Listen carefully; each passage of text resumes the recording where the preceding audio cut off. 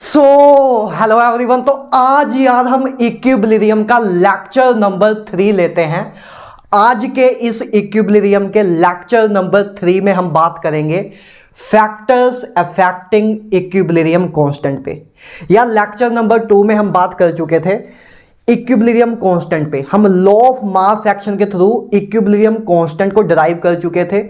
उसके बाद हम अलग अलग तरह के इक्विलिब्रियम कांस्टेंट देख चुके थे, जैसे कि केपी, केसी और केएक्स, और इनके बीच में रिलेशन भी समझ चुके थे। इक्विलिब्रियम कांस्टेंट को अच्छी तरह हम समझ चुके थे ओवरऑल। आज हम बात करेंगे कि वो जो आपका इक्विलिब्रियम कांस्टेंट हमने लॉ ऑफ मास एक्शन के थ्रू डिराइव किया था, वो किन किन फैक्टर्स पे आपका डिपेंड करता है। आज बात उस पे होगी, राइट। ज्यादा बड़ा लेक्चर नहीं होगा आज का। आई थिंक ज्यादा से ज्यादा 1 घंटे का जाएगा। 1 घंटे से थोड़ा सा कम भी हो सकता है, थोड़ा सा ज्यादा भी हो सकता है, 10-15 मिनट ऊपर नीचे हो सकता है, बाकी आसपास ही रहेगा, राइट। तो शुरू करते हैं बिना किसी देरी के इक्विलिब्रियम का लेक्चर नंबर 3। कॉपी पेन निकाल लो, हेडिंग डाल लो। इक्विलिब्रियम का लेक्चर नंबर 3 शुरू हो रहा है, फैक्टर्स इफेक्टिंग इक्विलिब्रियम कांस्टेंट। तो आप सभी को good morning, good afternoon and good evening. शुरू करते हैं यार। पहली हेडिंग डालो, पहली हेडिंग डालो अपने नोट्स में, लिखना शुरू करो। कॉपी पेन निकाल लो, सिर्फ देखना नहीं है, साथ साथ में लिखते जाना है। पहली हेडिंग है आपकी factors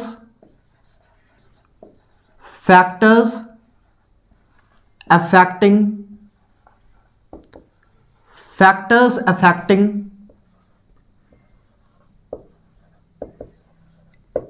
equilibrium constant value. Factor affecting equilibrium constant value. कौन कौन से फैक्टर हैं जिसपे इक्विलिब्रियम कांस्टेंट की वैल्यू इफेक्ट करती है, मतलब इक्विलिब्रियम कांस्टेंट की वैल्यू किन किन चीजों पे आपकी डिपेंड करती है, उसके बारे में हमें बात इस लेक्चर में करनी है, राइट। सबसे पहले बात करते हैं, पहली चीज जिस पे आपका इक्विलिब्रियम कांस्टेंट डिपेंड करता है वो है way of writing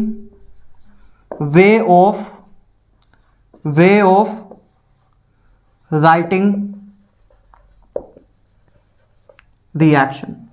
way of writing reaction. Writing की स्पेलिंग एक बार चेक कर लेना, सही लिखे हैं कि नहीं।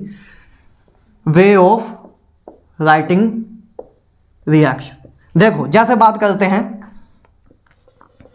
आपके पास जैसे एक मान लो ए रिएक्शन, आपको एक रिवर्सिबल रिएक्शन दी है। एक आपकी रिवर्सिबल रिएक्शन है जो कि सिंपल ही है कि ए प्लस बी आपस में, दो रिएक्टेंट आपस में रिएक्ट करके सी प्लस डी बना रहे हैं और इनके बीच में एक इक्विलिब्रियम मेंटेन है। रिवर्सिबल रिएक्शन आपको एक दी हुई है, राइट। इस रिएक्शन का आपको लेट्स से इक्विलिब्रियम कांस्टेंट के दिया हुआ है। इस रिएक्शन का आपको इक्विलिब्रियम कांस्टेंट के दिया हुआ है, गिवन दिया हुआ है कि इस रिएक्शन का इक्विलिब्रियम कांस्टेंट आपका के है, ठीक बात है। अब अगर मैं इस रिएक्शन को रिवर्स कर दूं, है ना, इस रिएक्शन को उल्टा दूं कि सी प्लस डी इधर आ जाए, ए प्लस बी इधर आ जाए। अगर मैं रिएक्शन को रिवर्स करूंगा तो इक्विलिब्रियम कांस्टेंट में क्या चेंज होगा। वे ऑफ राइटिंग रिएक्शन से अगर मैंने इक्विलिब्रियम कांस्टेंट इस रिएक्शन के लिए लिखा, अब अगर मैं रिएक्शन को मैंने उलट दिया तो ये जो नवी रिएक्शन आई इसका इक्विलिब्रियम कांस्टेंट क्या होगा। तो इसका यार इक्विलिब्रियम कांस्टेंट 1/k हो जाएगा, reciprocal of a equilibrium constant of A above reaction, right. मतलब अगर आपको किसी एक रिएक्शन का सर इक्विलिब्रियम कांस्टेंट दिया हुआ है, तो अगर दूसरी रिएक्शन का इक्विलिब्रियम कांस्टेंट पूछ रहे हैं और दूसरी रिएक्शन क्या हो, इस रिएक्शन का रिवर्स हो, तो आपका इक्विलिब्रियम कांस्टेंट भी दूसरी रिएक्शन का रेसिप्रोकल हो जाएगा पहली रिएक्शन के, राइट। मतलब आपके पास एक रिएक्शन दी है, इसका इक्विलिब्रियम कांस्टेंट अगर के है तो उसकी रिवर्स, अगर रिएक्शन को रिवर्स कर दूं तो उसका इक्विलिब्रियम कांस्टेंट होता है 1/k। पहली बात तो ये, ठीक बात है। अच्छा, अब दूसरी बात, पहला पॉइंट तो ये है ना, पहला पॉइंट तो ए, वे ऑफ राइटिंग में पहला पॉइंट है। दूसरी बात, अगर आपको इस रिएक्शन का इक्विलिब्रियम कांस्टेंट के दिया हुआ है और अगर मैं इस रिएक्शन को, अबव रिएक्शन को अगर किसी n से मल्टीप्लाई कर दूं, किसी n से मल्टीप्लाई कर दूं, लेट्स से ए रिएक्शन बना दी मैंने, किसी इसको एक नंबर n से मल्टीप्लाई कर दिया, जैसे मैंने रिएक्शन लिख दी, राइट। मैंने ए रिएक्शन आपको गिवन दी थी, मान लो क्वेश्चन कैसे आते हैं मैं आपको बताता हूं। ए रिएक्शन, जैसे कोई आपको एक रिएक्शन गिवन दी होगी, अभी के लिए मान लो कि ये रिएक्शन आपको गिवन दी है और इसका इक्विलिब्रियम कांस्टेंट दिया है, तो आपसे पूछेंगे कि इसकी रिवर्सिबल रिएक्शन का इक्विलिब्रियम कांस्टेंट क्या होगा, तो आप बोल दोगे 1/k। अब अगर पूछें कि आपको इस रिएक्शन का इक्विलिब्रियम कांस्टेंट दिया है, तो इस रिएक्शन का इक्विलिब्रियम कांस्टेंट क्या होगा जो n से अब रिएक्शन को n से मल्टीप्लाई करके बनी है, तो इसका यार इक्विलिब्रियम कांस्टेंट होगा, k दी पावर n, इसका इक्विलिब्रियम कांस्टेंट होगा k the power n, right. जितना इधर मल्टीप्लाई करोगे उतना ही उसके पावर में चला जाएगा। जैसे फॉर एग्जांपल अगर अबव रिएक्शन का आपको इक्विलिब्रियम कांस्टेंट सर अगर k दिया है, तो इस रिएक्शन का, जैसे कि इस रिएक्शन का अगर हमसे इक्विलिब्रियम कांस्टेंट पूछते, हमें ऊपर एक रिएक्शन का इक्विलिब्रियम कांस्टेंट गिवन दिया हुआ है कि उसका इक्विलिब्रियम कांस्टेंट आपका कैपिटल K होता है, तो इस रिएक्शन का अगर हमसे इक्विलिब्रियम कांस्टेंट पूछते कि क्या होगा, तो हमें पता है कि ये अबव रिएक्शन को जब 2 से मल्टीप्लाई कर देंगे तो आपकी रिएक्शन निकल के आएगी। मतलब इस पूरी रिएक्शन को अगर 2 से मल्टीप्लाई कर दूं तो आपके पास रिएक्शन आती है, तो मतलब इसका इक्विलिब्रियम कांस्टेंट हो जाएगा, इस रिएक्शन का इक्विलिब्रियम कांस्टेंट हो जाएगा k दी पावर 2, राइट। जैसे जैसे आप way of writing a reaction change करते जाओगे, वैसे वैसे इक्विलिब्रियम कांस्टेंट की वैल्यू चेंज होते जा रही है।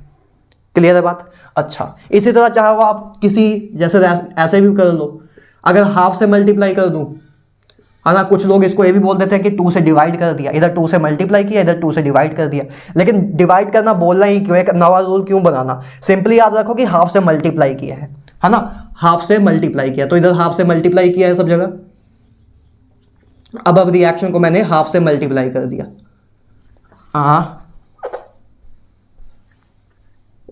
अभी इसके क्वेश्चन देखेंगे, बहुत इजी क्वेश्चन आते हैं। आज का लेक्चर हलवा है। तो जैसे एक गिवन रिएक्शन दी थी, इसका इक्विलिब्रियम कांस्टेंट k था, तो अगर हाफ से मल्टीप्लाई करेंगे तो इसका इक्विलिब्रियम कांस्टेंट क्या हो जाएगा, k दी पावर हाफ हो जाएगा, है ना। किसी भी n से मल्टीप्लाई करोगे, अगर इस रिएक्शन का इक्विलिब्रियम कांस्टेंट k है, तो अगर इस रिएक्शन को n से मल्टीप्लाई कर दोगे तो equilibrium constant k the power n हो जाता है। तो मतलब अगर 2 से मल्टीप्लाई किया इस रिएक्शन को, तो आपका इक्विलिब्रियम कांस्टेंट हो गया k दी पावर 2 इस रिएक्शन का। अगर हाफ से मल्टीप्लाई किया तो इस रिएक्शन का इक्विलिब्रियम कांस्टेंट हो गया k the power half, right. इसको या चाहो आप ये भी बोल सकते हो, √k भी बोल सकते हो, है ना, √k भी बोल सकते हो, कोई बड़ी बात नहीं है, राइट। क्या हमें पहली बात क्लियर है? अगर अब मैं इसी में से आपसे पूछ लूं कि मान लो इस रिएक्शन का आपको इक्विलिब्रियम कांस्टेंट जेईई और नीट में गिवन दिया हुआ है क्वेश्चन में, और अगर आपसे पूछ रहे हैं कि एक रिएक्शन है, लेट्स से 2C 2D से आपका 2A 2B बना। अगर आपको मान लो क्वेश्चन आया एक कि इस रिएक्शन का आपको इक्विलिब्रियम कांस्टेंट दिया हुआ है k, आपको इस रिएक्शन का इक्विलिब्रियम कांस्टेंट बताना है, क्या होगा? तो कैसे बताओगे? एक काम हम एक एक्चुअल में थर्मोडायनेमिक्स में भी कर चुके हैं, जब हम इंथैल्पी वाला लेक्चर्स ले रहे थे थर्मोकेमिस्ट्री में, आपको अगर याद हो तो बस, है ना। खैर, अगर आपने नहीं देखा है तो अभी भी कोई दिक्कत नहीं है, एक इक्विलिब्रियम में वापस पढ़ ही रहे हैं नवा तरीका, राइट। उधर बस n मल्टीप्लाई डेल्टा h होता था, इधर बस k दी पावर n है, थोड़ा सा फर्क है, बट करते हम ये चीज सेम। उधर भी हमने ये चीज लिखी थी कि factor affecting enthalpy of reaction हमने लिखा था, राइट। याद है थोड़ा बहुत? अगर थर्मोडायनेमिक्स करके आए हैं, जो नहीं करके आए उसको कोई दिक्कत नहीं, उनको भी कोई दिक्कत नहीं आएगी, लेकिन जो करके आए थे थर्मोडायनेमिक्स उनको याद है, हमने उसमें भी ये लिखा था कि factors affecting enthalpy of reaction या हीट ऑफ रिएक्शन। उसमें पहली चीज उसमें भी हमने ये लिखी थी वे ऑफ राइटिंग रिएक्शन, इसी तरह इसमें भी ये लिख रहे हैं, राइट। फिलहाल वापस आते हैं, इस रिएक्शन का अगर हमें इक्विलिब्रियम कांस्टेंट k दिया है और आपसे पूछ रहे हैं कि बताओ इस रिएक्शन का इक्विलिब्रियम कांस्टेंट क्या होगा, तो आपको वो बताना है। मतलब क्या करना है, हमें इस रिएक्शन को किसी भी तरह इधर तक पहुंचाना है ना। इस रिएक्शन को इधर तक पहुंचाएंगे तो अपने आप इक्विलिब्रियम कांस्टेंट आ जाएगा। देखो, इस रिएक्शन से रिएक्शन कैसे बनाएं? देखो पहली बात तो पता लग रहा है कि रिएक्शन को रिवर्स किया गया है, इस रिएक्शन को रिवर्स किया गया है, फिर 2 से मल्टीप्लाई किया गया, 2 ही काम किया है इस रिएक्शन में। इस रिएक्शन से रिएक्शन कैसे बनाई गई है कि पहले इस रिएक्शन को रिवर्स कर दिया गया है, मतलब इस रिएक्शन को अगर मैं पहले रिवर्स कर दूं, पहले मैंने इस रिएक्शन को लेट से रिवर्स किया, मुझे क्या करना है, इस रिएक्शन का इक्विलिब्रियम कांस्टेंट पूछ रहे हैं, इसका गिवन दिया हुआ है, राइट, इसका गिवन दिया हुआ है। तो मुझे बस इतना ही करना है, सारे क्वेश्चन में ही अप्रोच रखना है कि जिस रिएक्शन का इक्विलिब्रियम कांस्टेंट दिया होगा और जिसका निकालना होगा, जिसका दिया होगा उसको इस फॉर्म में बनाने की कोशिश करो, उस रिएक्शन को इधर तक पहुंचाने की कोशिश करो। जैसे अभी देखो, पहले मैं इस रिएक्शन को रिवर्स करता हूं, अगर मैं इस रिएक्शन को रिवर्स करूं तो मेरा ऐसे आएगी और इस रिएक्शन का इक्विलिब्रियम कांस्टेंट हो जाएगा 1/k। हमने अभी पढ़ के हटे हैं कि अगर रिएक्शन को रिवर्स करेंगे, तो इक्विलिब्रियम कांस्टेंट 1/k हो जाएगा, रेसिप्रोकल हो जाएगा उसका, राइट। हमने रिवर्स क्यों किया, क्योंकि हमें क्वेश्चन दिख रहा है कि हमें इधर तक पहुंचना है, 2c + 2d प्लस इक्विलिब्रियम में है 2a + 2b, मतलब पहले इस रिएक्शन को रिवर्स कर देंगे, पहले हमने इस रिएक्शन को रिवर्स किया, उसके बाद अगर इस रिएक्शन को मैं 2 से मल्टीप्लाई कर दूं, उसके बाद इस रिवर्स रिएक्शन को अगर मैं 2 से मल्टीप्लाई कर दूं, इधर मैंने 2 से मल्टीप्लाई कर दिया इस पूरी रिएक्शन को, तो 2 से मल्टीप्लाई करूंगा तो क्या इक्विलिब्रियम कांस्टेंट क्या हो जाएगा, 1/k⁴, जो भी हमारा इक्विलिब्रियम, इस रिएक्शन का इक्विलिब्रियम कांस्टेंट 1/a है, तो अगर 2 से मल्टीप्लाई किया तो इस रिएक्शन का इक्विलिब्रियम कांस्टेंट इस रिएक्शन के इक्विलिब्रियम कांस्टेंट की पावर 2 में हो जाएगा, तो इस रिएक्शन का इक्विलिब्रियम कांस्टेंट हो जाएगा 1/k/2। तो मतलब इस रिएक्शन का हमें इक्विलिब्रियम कांस्टेंट पूछा था वो हमने निकाल लिया। इधर हमें कुल मिला के करना कुछ नहीं है, हमें एक रिएक्शन का इक्विलिब्रियम कांस्टेंट दिया होगा, हमें किसी दूसरे रिएक्शन का इक्विलिब्रियम कांस्टेंट पूछेंगे जो इसी रिएक्शन को मॉडिफाई करके बनी होगी, तो हमें बस इस रिएक्शन को किसी भी तरह वापस इधर तक लेके जाना है। तो हमने इसको देखा, तो मुझे दिख रहा है कि यार पहले रिएक्शन को रिवर्स किया होगा, उसके बाद 2 से मल्टीप्लाई किया होगा, राइट, या तो ठीक है, पहले रिएक्शन को रिवर्स किया होगा फिर 2 से मल्टीप्लाई किया होगा। तो पहले मैंने इस रिएक्शन को रिवर्स किया, तो इक्विलिब्रियम कांस्टेंट इसका अगर k था तो इसका 1/k हो गया, उसके बाद 2 से मल्टीप्लाई कर दिया, 2 से मल्टीप्लाई किया तो इक्विलिब्रियम कांस्टेंट की वैल्यू आ गई 1/k⁴। दैट मींस इस रिएक्शन का इक्विलिब्रियम कांस्टेंट है 1/k⁴, दैट मींस 1/k²। मतलब हमसे इसका इक्विलिब्रियम कांस्टेंट पूछा था, तो इसका इक्विलिब्रियम कांस्टेंट होगा 1/k² के बराबर, 1/k² के बराबर इसका इक्विलिब्रियम कांस्टेंट होगा। क्लियर बात है। 2 ही रूल हैं कुल मिला के, अभी इस पे PYQ क्वेश्चन भी करेंगे जो जेईई नीट में आए हुए हैं। 2 ही रूल हैं, पहली बात अगर रिएक्शन को रिवर्स करोगे तो इक्विलिब्रियम कांस्टेंट की वैल्यू रेसिप्रोकल में हो जाएगी, अगर इसका इक्विलिब्रियम कांस्टेंट k है।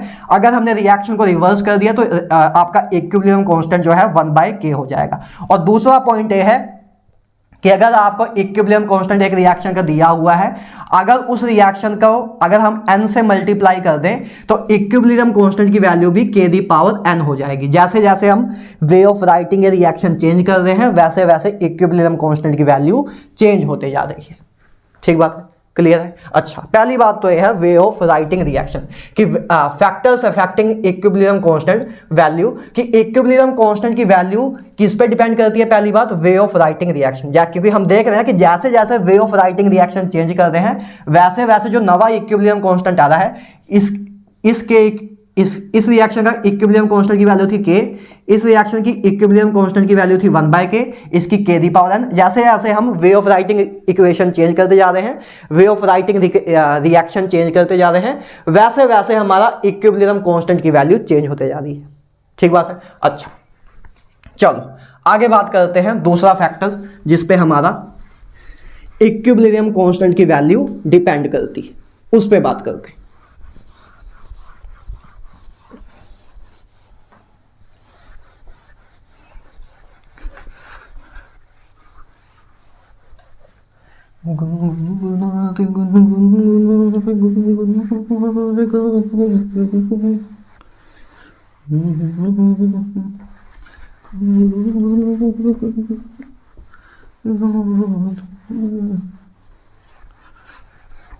दूसरा फैक्टर है हमारा जिस पे हमारा इक्विलिब्रियम कांस्टेंट की वैल्यू डिपेंड करती है, वो क्या है, इधर लिखते हैं एडिशन और सब्ट्रैक्शन ऑफ 2 और मोर रिएक्शंस।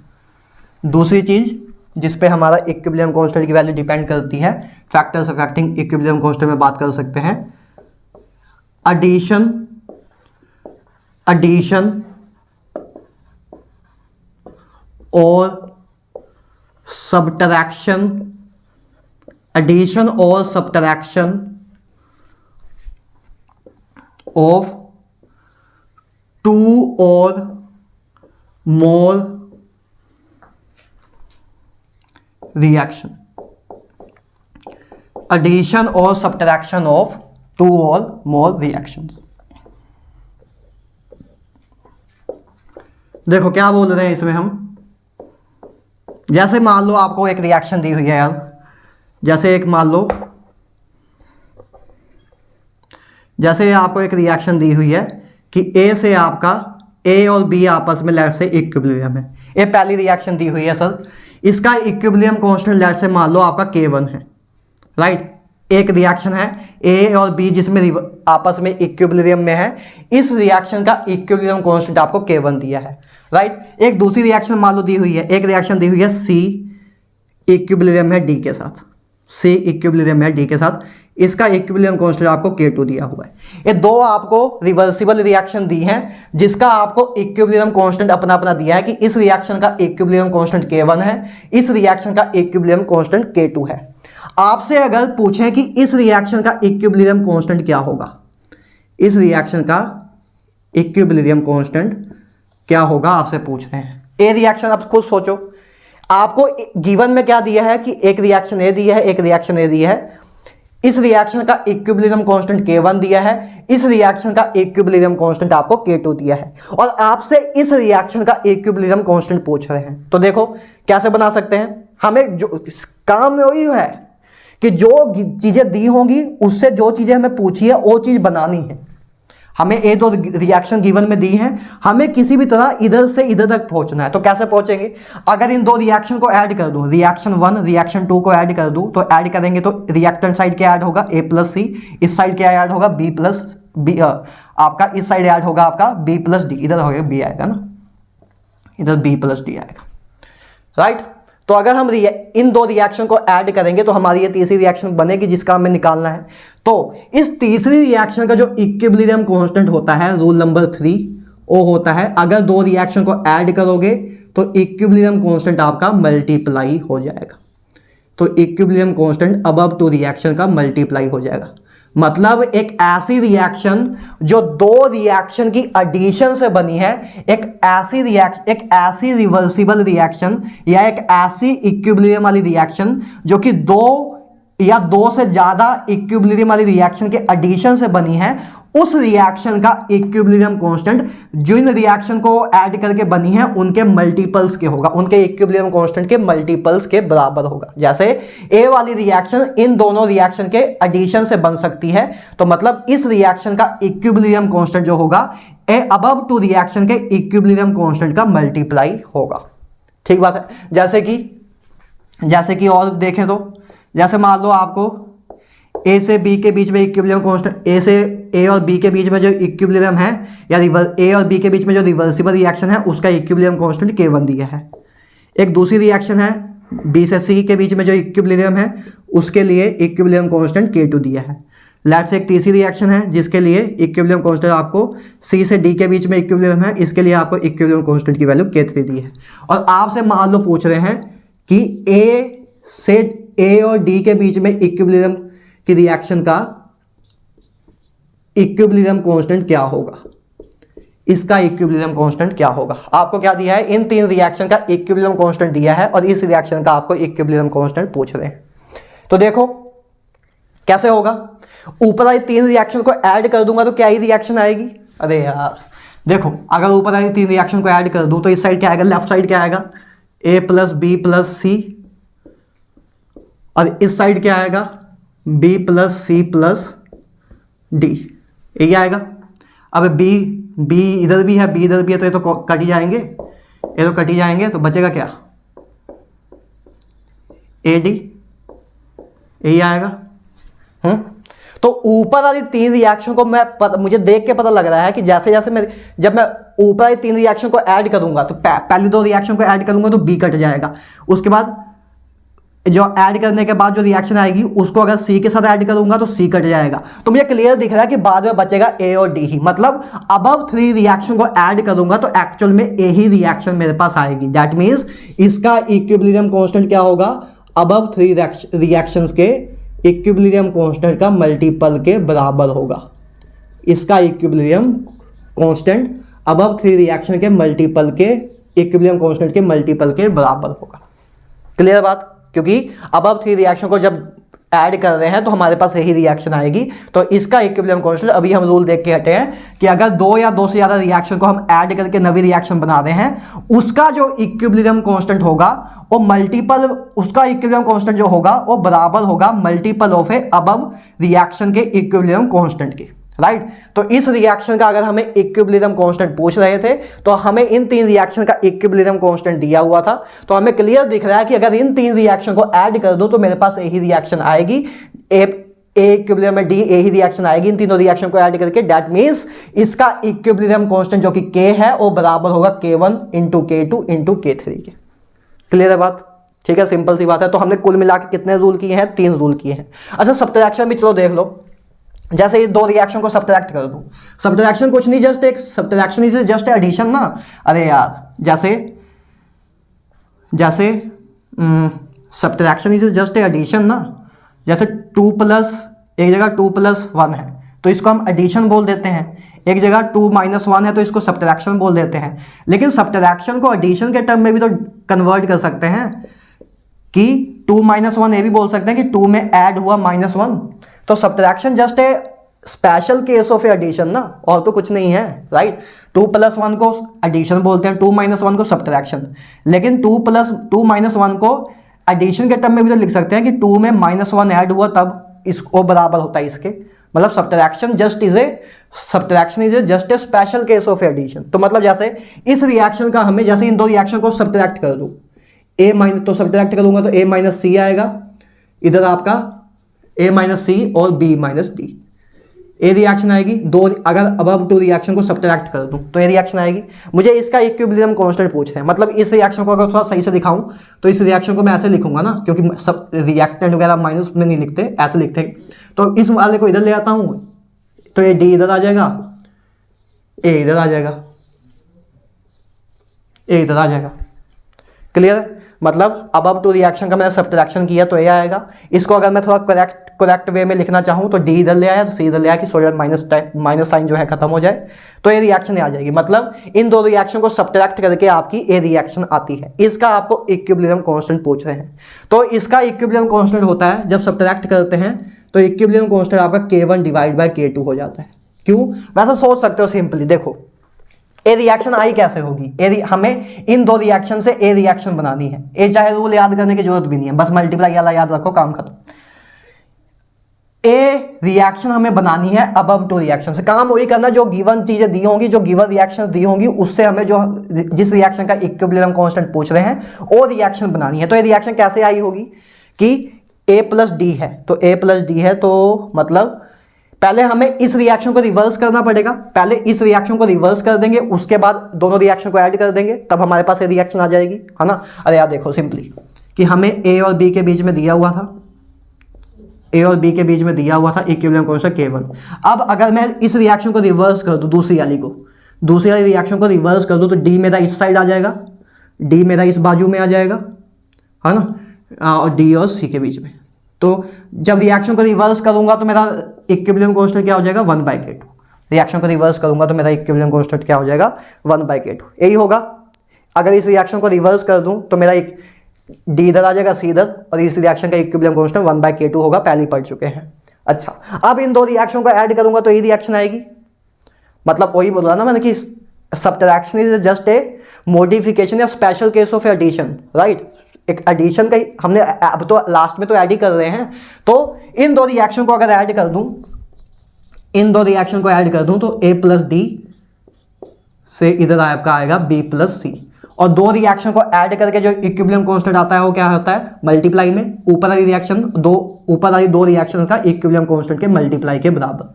तो K1 मल्टीप्लाई 1/K2, तो इसका इक्विलिब्रियम कांस्टेंट K1/K2 ही आएगा। तो ये कोई नवा रूल नहीं है कि सब्ट्रैक्शन का कोई नवा रूल है, ये जस्ट थोड़ा सा बस खेल के यही किया हुआ है। पहले हमने रेसिप्रोकल, क्योंकि इस रिएक्शन का अगर हमें इक्विलिब्रियम कांस्टेंट पूछ रहे हैं तो हमें बस पता है कि यार पहला काम ये करो कि इस रिएक्शन को रिवर्स कर दो, रिवर्स करेंगे तो इक्विलिब्रियम कांस्टेंट 1/k2 हो जाएगा।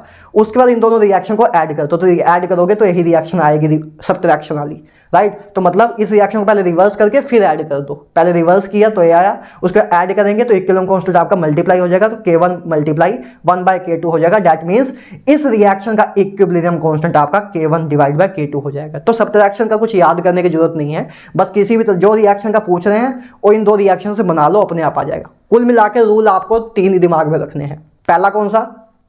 पहला है कि रिएक्शन को अगर रिवर्स करेंगे तो इक्विलिब्रियम कांस्टेंट की वैल्यू भी रेसिप्रोकल हो जाएगी। मतलब अगर एक a प्लस बी इक्विलिब्रियम में है c प्लस डी के साथ, अगर इस रिएक्शन को रिवर्स कर दूं कि c प्लस डी इक्विलिब्रियम में है a प्लस बी के साथ, तो आपका इक्विलिब्रियम कांस्टेंट 1/k हो जाएगा। पहला रूल है ना, कि एक रिवर्सिबल रिएक्शन को अगर रिवर्स कर दें तो हमारा इक्विलिब्रियम कांस्टेंट की वैल्यू भी रेसिप्रोकल में आ जाएगी। पहला रूल तो आपका ये है। दूसरा रूल आपका ये है सर कि अगर हमारे कोई गिवन रिएक्शन का इक्विलिब्रियम कांस्टेंट k दिया हुआ है, जैसे a प्लस बी इक्विलिब्रियम है c प्लस डी, इसका इक्विलिब्रियम कांस्टेंट लेट से k दिया हुआ है, और अगर मैं उस गिवन रिएक्शन को किसी n नंबर से मल्टीप्लाई कर दूं तो मेरा इक्विलिब्रियम कांस्टेंट की वैल्यू भी k⁴n हो जाएगी, राइट। दूसरा रूल है। और तीसरा रूल है कि दो रिएक्शन को अगर ऐड करूंगा तो जो दो रिएक्शन को ऐड करके अगर मैं तीसरी रिएक्शन बना रहा हूं, तीसरी रिवर्सिबल रिएक्शन बना रहा हूं, तो इस तीसरी रिवर्सिबल रिएक्शन का जो इक्विलिब्रियम कांस्टेंट होगा वो अबव टू रिएक्शन के इक्विलिब्रियम कांस्टेंट के मल्टीपल में होगा। अब चाहे दो रिएक्शन को ऐड करूं चाहे तीन को, अगर तीन को ऐड कर रहा हूं तो अबव 3 रिएक्शन के मल्टीपल का बराबर होगा, राइट। क्लियर है? ठीक है। तो ये दो पहले फैक्टर हैं जिसपे आपका इक्विलिब्रियम कांस्टेंट की वैल्यू डिपेंड करती है। इक्विलिब्रियम कांस्टेंट की वैल्यू की बात कर रहा हूं, इसकी बात मैं वैल्यू शब्द क्यों बोल रहा हूं, क्योंकि इस वैल्यू शब्द की इंपॉर्टेंस ली चैटलियर प्रिंसिपल में समझ आएगी, जो कि हमारा लेक्चर नंबर 4 होगा। खैर अभी उस पर नहीं जाते हैं, लेक्चर नंबर 4 पे बात करेंगे उस पर कि वैल्यू शब्द इंपॉर्टेंट क्यों था। इस शब्द को आप समझोगे लेक्चर नंबर 4 में। खैर तीसरा फैक्टर बात करते हैं जिसपे आपका इक्विलिब्रियम कांस्टेंट की वैल्यू डिपेंड करती है। तीसरा और लास्ट फैक्टर भी बोल सकते हो। 3 ही फैक्टर हैं जिसमें पहले 2 हम पढ़ चुके हैं, जो कि रिएक्शन की एक तरह से मॉडिफिकेशन के तौर पे हमने पढ़े हैं, है ना, कि अगर रिएक्शन को रिवर्स कर दे रहे हैं तो इक्विलिब्रियम कांस्टेंट की वैल्यू 1/k, अगर रिएक्शन को n से मल्टीप्लाई कर दे रहे हैं तो इक्विलिब्रियम कांस्टेंट की वैल्यू k⁴n, और अगर दो रिएक्शन या दो या दो से ज़्यादा रिएक्शन को ऐड करके कोई नवी रिएक्शन बना रहे हैं तो उसका नवी रिएक्शन का जो इक्विलिब्रियम कांस्टेंट होगा वो अबव रिएक्शन जिनको हमने ऐड करके हमारी रिएक्शन बनाई है नवी वाली, उन अबव रिएक्शन के इक्विलिब्रियम कांस्टेंट के मल्टीप्लाई के बराबर होगा नवी रिएक्शन का इक्विलिब्रियम कांस्टेंट। ये 4 बातें, ये 3 रूल हम कर चुके हैं। सब्ट्रैक्शन तो जस्ट एक स्पेशल केस है एडिशन का, जैसे हमने देखा भी कि बस पहले रिएक्शन को हम अगर रिवर्स कर दिया था फिर हम ऐड कर देंगे, तो कुल मिला के रिवर्स और एडिशन दोनों का एक साथ फिनोमेना लगा देंगे तो हमारे पास सब्ट्रैक्शन वाली चीज़ ही आ जाती है। तो सब्ट्रैक्शन का कोई अलग से रूल याद करने की जरूरत नहीं है। एडिशन, रिवर्स करना और मल्टीप्लाई करना, ये 3 रूल पता है तो बस काम खत्म। सब्ट्रैक्शन का कुछ अलग से करने की जरूरत नहीं, राइट। अच्छा, last factor temperature. Last factor temperature, पहले इस पे एक लाइन लिखो, temperature for a given reaction, for a given reaction, अगर जो एक रिएक्शन आपको गिवन दी हुई है, उसका सब कुछ गिवन दिया हुआ है कि अच्छा रिएक्शन ऐसे दिखती है। For a given reaction the value of equilibrium constant, the value of equilibrium constant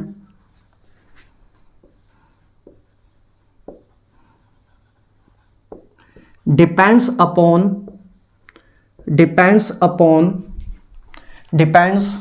on या अपॉन लिख लो, ऑन टेम्परेचर ओनली। मतलब एक गिवन रिएक्शन का, एक आपको रिएक्शन गिवन दी हुई है, उसमें आप कुछ भी मॉडिफिकेशन नहीं कर रहे हो। आपको एक रिएक्शन गिवन दिया कि इसका इक्विलिब्रियम कांस्टेंट बताओ। मान लो ये रिएक्शन दी है a + b C plus D, ए आपको रिएक्शन दी है, इसका पूछना है कि इक्विलिब्रियम कांस्टेंट बताओ, है ना। इसकी मतलब एक गिवन रिएक्शन की इक्विलिब्रियम कांस्टेंट की वैल्यू किस पे डिपेंड करेगी। हम कुछ भी चेंज नहीं कर रहे हैं, ना रिएक्शन को रिवर्स कर रहे हैं, ना एन से मल्टीप्लाई कर रहे हैं, है ना। मतलब इसी रिएक्शन का हमें इक्विलिब्रियम कांस्टेंट बताना है कि किस पे डिपेंड करता है। तो फॉर ए गिवन रिएक्शन, अगर आपको रिएक्शन गिवन दी हुई है और इसमें आप कुछ भी मॉडिफिकेशन नहीं कर रहे हो स्टाइकोमेट्री के अकॉर्डिंग, तो गिवन रिएक्शन का जो इक्विलिब्रियम कांस्टेंट है वो सिर्फ और सिर्फ टेम्परेचर पे ही डिपेंड करता है, सिर्फ और सिर्फ टेम्परेचर पे ही डिपेंड करता है। अगर टेम्परेचर बढ़ाओगे तो इक्विलिब्रियम कांस्टेंट की वैल्यू चेंज होगी, बाकी कुछ भी किसी पे भी आपका इक्विलिब्रियम कांस्टेंट की वैल्यू डिपेंड नहीं करती, राइट। सिर्फ गिवन रिएक्शन के लिए, for a given reaction the value of equilibrium constant depends upon temperature only. सिर्फ और सिर्फ तापमान पे ही हमारी इक्विलिब्रियम कांस्टेंट की वैल्यू डिपेंड करती है फॉर ए गिवन रिएक्शन। अगर हमें रिएक्शन गिवन दी हुई है कि इस रिएक्शन का इक्विलिब्रियम कांस्टेंट किस फैक्टर पे डिपेंड करता है, तो सिर्फ और सिर्फ टेम्परेचर पे ही डिपेंड करता है। ठीक बात है। अच्छा, इसकी बात और भी ज़्यादा डेप्थ में होगी जब हम लेक्चर नंबर 5 करेंगे। अभी जितना काम का है उतना करा रहा हूं, राइट, और उतने काम की आपके पीवाईक्यू होंगे, लेकिन लेक्चर नंबर 4 में ली चैटलियर प्रिंसिपल पे बात होगी, तब इस लेक्चर में और अंदर घुस जाओगे, है ना। अच्छा चलो अभी बात करते हैं जितना काम का है। तो देखो, मतलब इक्विलिब्रियम कांस्टेंट आपका टेम्परेचर पे डिपेंड करता है, मतलब सिर्फ और सिर्फ टेम्परेचर पे डिपेंड करता है, ना कंसंट्रेशन पे डिपेंड करता है, ना मोल्स पे डिपेंड करता है। अभी दिमाग में आ रहा होगा कि यार इक्विलिब्रियम कांस्टेंट में कंसंट्रेशन टर्म्स तो होती हैं, फिर कैसे डिपेंड नहीं करता, सब कुछ पता लगेगा लेक्चर नंबर 4 में। अभी के लिए मान लो, मेरी बात मान लो कि अब सत्य मान लो कि इक्विलिब्रियम कांस्टेंट की वैल्यू सिर्फ और सिर्फ टेम्परेचर पे ही डिपेंड होती है, ना प्रेशर पे डिपेंड होती है, ना नंबर ऑफ मोल्स पे, ना आपका कैटलिस्ट पे, किसी पे डिपेंड नहीं होती except a temperature. For a given reaction the value of equilibrium constant depends on temperature only. और अभी भावनाओं में नहीं बहना है, ना कंफ्यूजन रखनी है कि यार कंसंट्रेशन पे क्यों नहीं डिपेंड करती, सारी चीजें खोल के रख दूंगा लेक्चर नंबर 5 में।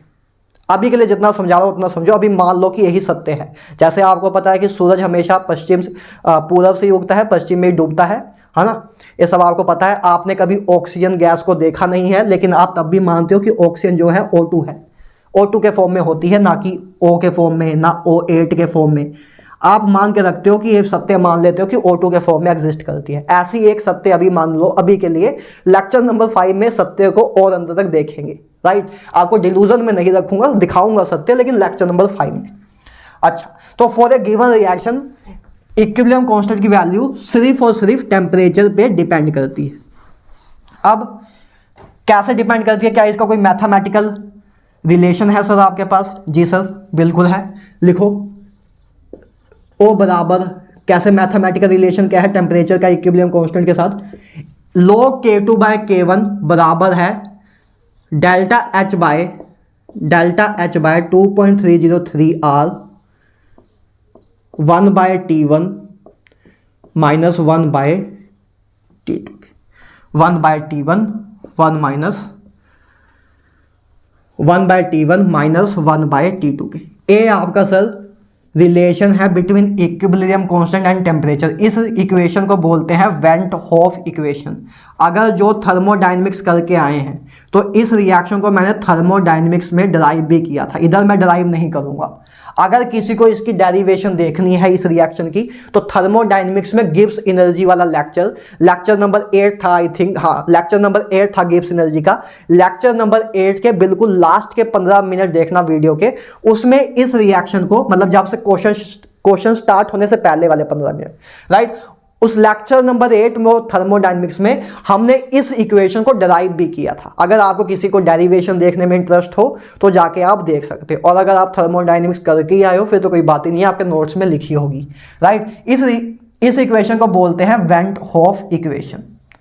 अभी मैं डराइव नहीं कर रहा हूं, मैंने आपको उस टाइम बोला भी था कि इक्विलिब्रियम में रिएक्शन वापस आएगी, और उस टाइम मैं आपको डराइव करके नहीं दिखाऊंगा, उस टाइम मैं आपको डराइव करके नहीं दिखाऊंगा, अभी डराइव कर रहा हूं, तो वो वक्त आज आ गया है। अगर तब भी किसी को डेरिवेशन देखनी है, मैंने ही कराई है, गिब्स फ्री एनर्जी वाले लेक्चर में जाओ, थर्मोडायनेमिक्स की प्लेलिस्ट में लेक्चर नंबर 8 उसके लास्ट पोर्शन में जाओ, तो ये डेरिवेशन मैं करते हुए आपको दिख जाऊंगा, ठीक है। अभी हमें अब हम सीधा बात फॉर्मूले की करेंगे, क्योंकि वापस ड्राइव करना मतलब वापस 15-20 मिनट लगाना, जो कि मैं ऑलरेडी शूट कर चुका हूं, आप जाके देख सकते हो, राइट। अच्छा, तो आपकी इक्विलिब्रियम कांस्टेंट की वैल्यू टेम्परेचर पे डिपेंड करती है, मतलब आपका K1 क्या है, इक्विलिब्रियम कांस्टेंट है एट टेम्परेचर T1। T1 को लेट से बोल दो इनिशियल टेम्परेचर बोल रहा हूं ना, T1 मेरा इनिशियल टेम्परेचर है, और आपका इक्विलिब्रियम कांस्टेंट K2 जो है वो टेम्परेचर T2 पे है। मतलब जैसे जैसे हम टेम्परेचर चेंज करते हैं सर, वैसे वैसे हमारी इक्विलिब्रियम कांस्टेंट की वैल्यू चेंज होती है, क्योंकि मैंने ऊपर एक लाइन लिखा दी है जो कि आपका सिद्धांत है कि value of equilibrium constant for a given reaction, अगर रिएक्शन आपको गिवन दी हुई है तो for a given reaction the value of equilibrium constant depends upon temperature only, कि इस गिवन रिएक्शन का इक्विलिब्रियम कांस्टेंट सिर्फ और सिर्फ टेम्परेचर पे डिपेंड करता है, ना ही कंसंट्रेशन पे डिपेंड करता, ना ही प्रेशर पे, ना ही वॉल्यूम पे, किसी पे भी डिपेंड नहीं करती इसके इक्विलिब्रियम कांस्टेंट की वैल्यू। सिर्फ और सिर्फ किसी गिवन रिएक्शन के इक्विलिब्रियम कांस्टेंट की वैल्यू सिर्फ और सिर्फ टेम्परेचर पे डिपेंड करती है, बस इतना दिमाग में रखना है, वैल्यू की बात कर रहा हूं, ठीक है। अच्छा चलो, और कैसे डिपेंड करती है उसका रिलेशन है कि कैसे टेम्परेचर पे डिपेंड करती है, कि ये आपका रिलेशन है टेम्परेचर का इक्विलिब्रियम कांस्टेंट के साथ। K1 आपका इक्विलिब्रियम कांस्टेंट है एट टेम्परेचर T1 मतलब इनिशियल टेम्परेचर पे, और K2 आपका इक्विलिब्रियम कांस्टेंट है एट टेम्परेचर T2 मतलब फाइनल टेम्परेचर, राइट। इस इक्वेशन को बोलते हैं वेंट हॉफ इक्वेशन। क्लियर बात? अच्छा चलो, इसी रिएक्शन के अकॉर्डिंग हम कुछ एनालिसिस करते हैं।